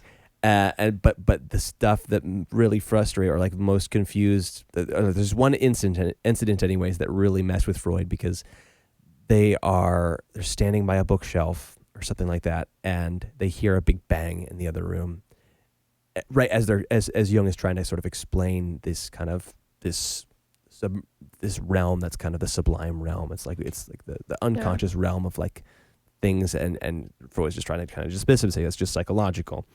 And then they hear this bang, and Jung's like, yeah, that was a spiritual entity, and Freud's like, oh, that's poppycock. and Jung's like, yeah, it's gonna happen again, and Freud's like, no. And then 2 seconds later, there's another bang, Nice. and Freud's like, I'm done. It's like, get me out of here That's so now. funny. But it's like, it's so strange when, in situations like those, I don't know what's going on. That's where it kind of, the model of the world about causality, everything kind of breaks, and suddenly you're like, okay, all right, now I have to confront. Now Loki's messed me up. He's just broke my model. Yeah. He found the one creature I didn't promise. The one. Okay, this is what I was trying to link back to as far as that story with Boulder. It's like the one you made all of reality cooperate with you and fit into your thing, but the one thing that you neglected in your model, That's that the thing thing budges, and then the whole thing falls apart, Yeah. right? That's definitely, yeah. Even like my dad, I like to tell his ghost stories because I think he has better ones than me. But like, because he doesn't believe in any of it, and then he'll be like, so this thing happened to me today. And I'm like, did it really? Because it was during the same period where I was having all of that other stuff going on with things being rearranged. He was literally hearing people like call his name from the other room, and nobody's home. And then my brother was having the same things happen to him. Like somebody whispered his name, like when he was standing at the top of the stairs, and he was like, what the fuck? And like my dad was like, oh yeah, I was sitting in the living room and I heard like a woman's voice call my name from the other room. And he was like, oh, I don't know, it's probably like the wind. Your house is like the ghost hotel or something. Like, Yeah, what's I going know. on? Yeah. It must be because I'm there, I don't know. And I was like, you can't rationalize that. Like somebody said your name. The pipes said my name. Like how do the pipes just go, Wayne? Like that doesn't make any sense. And he has just a bunch of like stories like that where it's like very indisputable. Like they said my name, or I felt something, like even like after our cat passed away, like he said, like, cause she would always like sleep in their bed. And he was like, oh yeah, I got into bed and I felt something jump on the bed and like walk around. And he was like, oh, whatever. This was nothing. And then the same thing happened to me like a few months ago where I was like, I thought it was my dog Charlie jumping on the bed. I was like, how the hell did you get up the stairs? Like you can't use stairs. How did you get in the closed door through the closed door? And I look and like, cause I could see it and it was my cat. And I was like, and I told my dad that and he was like, yeah, I had the same thing happen to me. I just didn't want to say anything. I was like, what do you mean you didn't want to say anything? Like you're talking to the right person to tell that type of story to. But So you said whenever one of these shadow entities comes up to you, starts jumping on your bed, you just say, no more monkeys jump on the bed, and goes away? sure. Yeah, that's how it goes. Like I think that simple? people think spirits are like, oh, you have to do like this whole thing, and you just tell them to leave. Like it's the same as like if somebody were to walk into your room, like a human, Actually, can you get and out? be like, actually, my room? I don't want you in here right now. They'd be like, oh, okay, I'll leave. Because from whatever extent, I mean, usually whenever you're kind of dealing with this stuff, it's like it's kind of this weird liminal zone of like belief, but between belief and like confusion. At least for most people, maybe you feel very confident of it. Yes. But I mean, I remember after watching the movie It, I felt like it was following me around for a while. I didn't even find that movie scary. I found it really scary. Oh my god. But the thing is that, I mean, it is the manifestation of fear itself. Yeah. Right? And I had a lot of night terrors growing up. Mm-hmm. Yeah. And I mean, I used to cry every time after dinner because I knew, okay, we're gonna have to go to bed soon, and that's when it's gonna start. And it was like depressing. Yeah. Like this was rough for me. Yeah.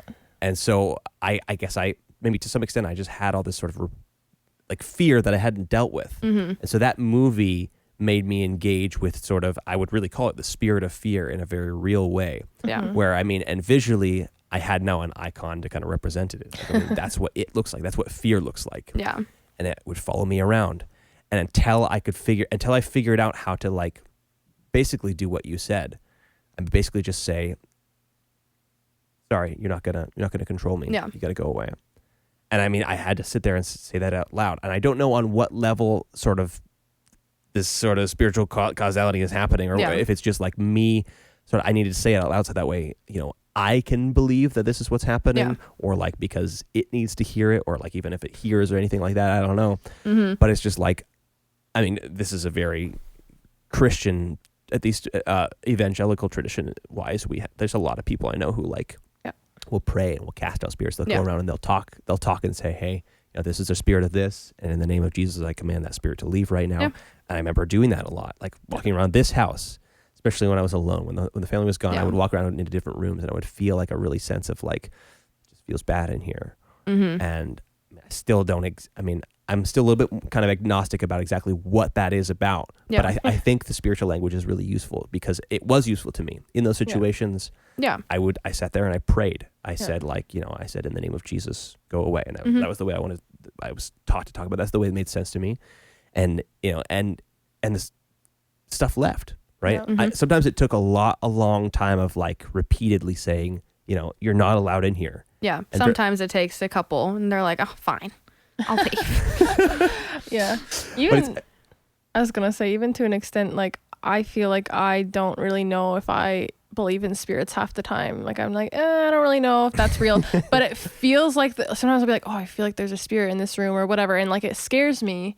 And I want to tell it to leave, but I have to admit that I believe that it's there to be able to say, you need to get out of here. Otherwise, it's so that I'm just stuck in this like kind of thing of like, do I want to actually believe in it so that I can say that it has to leave? Because then that's giving it more power in a sense too. But then also zone of play where it's like, it doesn't matter if it exists exactly the way I'm thinking about it, but I'm going to use that as a just a practical way of engaging with whatever I mean, again, if we're using, the way I talked about spirit earlier, that's the way I think about it. It's like, and if that's what we're talking about, if there's something that's just like, it's beyond the specific sensations of it, beyond the measurable, there's something there. The only way to talk about it is through something sort of imperfect and sort of measurable, something that's, you know, that doesn't describe it fully. But but those engagements may still be very real engagements with the things. That's true. So like, you got to just be okay with, you know, with talking to something you only half believe in, because it's like you're still experiencing something real, so you can talk to that experience. Or I'll just come over and cast it out for you. That's what I'm here for. That's what I'm good at. Yeah, exactly. Thank you. Appreciate it. You're so welcome. Anytime. Well, any final thoughts from our resident skeptic over here? No thoughts. I think I'm good. Well, thanks. I'm happy to be somewhat skeptical, but still willing to. I don't know. I don't feel like I have anything particularly that I have to push back against that I didn't already kind of in the moment. Like, I don't know about that for sure, but like, I'm willing to acknowledge there's things that I can't pin down, and I feel like the older I get, the more agnostic and skeptical and less certain I get about everything. So this is one more thing that I think it's probably good that I don't tie down a very harsh binary belief about it. Fair enough. Well, thanks. Anytime. Thanks for, I said this earlier, thanks for being patient with us. Yep. I know this is kind of a messy conversation. No, it's fine. It's great. I mean, and I also know Kirsten reminded me that you go by they, and I accidentally referred to you as she and her. I know. It's fine. And it's okay. I mean, that whole topic is one I have not fully processed and I'm still kind of confused about, but I appreciate your patience on multiple levels. Yeah, no, that's okay. I'm good. Well, this was a lot of fun. Yes, I had fun. Happy Halloween. Yeah, happy Halloween. Well, that was interesting. If you enjoyed this conversation, feel free to share it with a friend. Or, even better, take whatever you found interesting here and go and have a real face-to-face conversation with somebody that you care about, or somebody that you don't understand very well. I think face-to-face conversation is one of the most important tools that we have for building and maintaining real relationships and real communities. Many institutions in our lives have an incentive to crowd out these longer, more engaging interactions with short-form junk food content. I get it. They're just trying to make money. The point of this project for me is to spend some time pushing back against some of those forces in my life. I want to practice listening to and engaging with people that I don't necessarily understand very well. I also want to spend some time listening to and learning from some people who seem to have a good track record of listening to and engaging with people that they disagree with. If you're interested in working on some of this stuff too, feel free to keep up with this project by subscribing and pressing the little bell thingy that lets YouTube know that you want to keep seeing these videos. I really think that if we can get better at conversation, we might actually change the world. Anyway, thanks again for watching. I'll see you next time.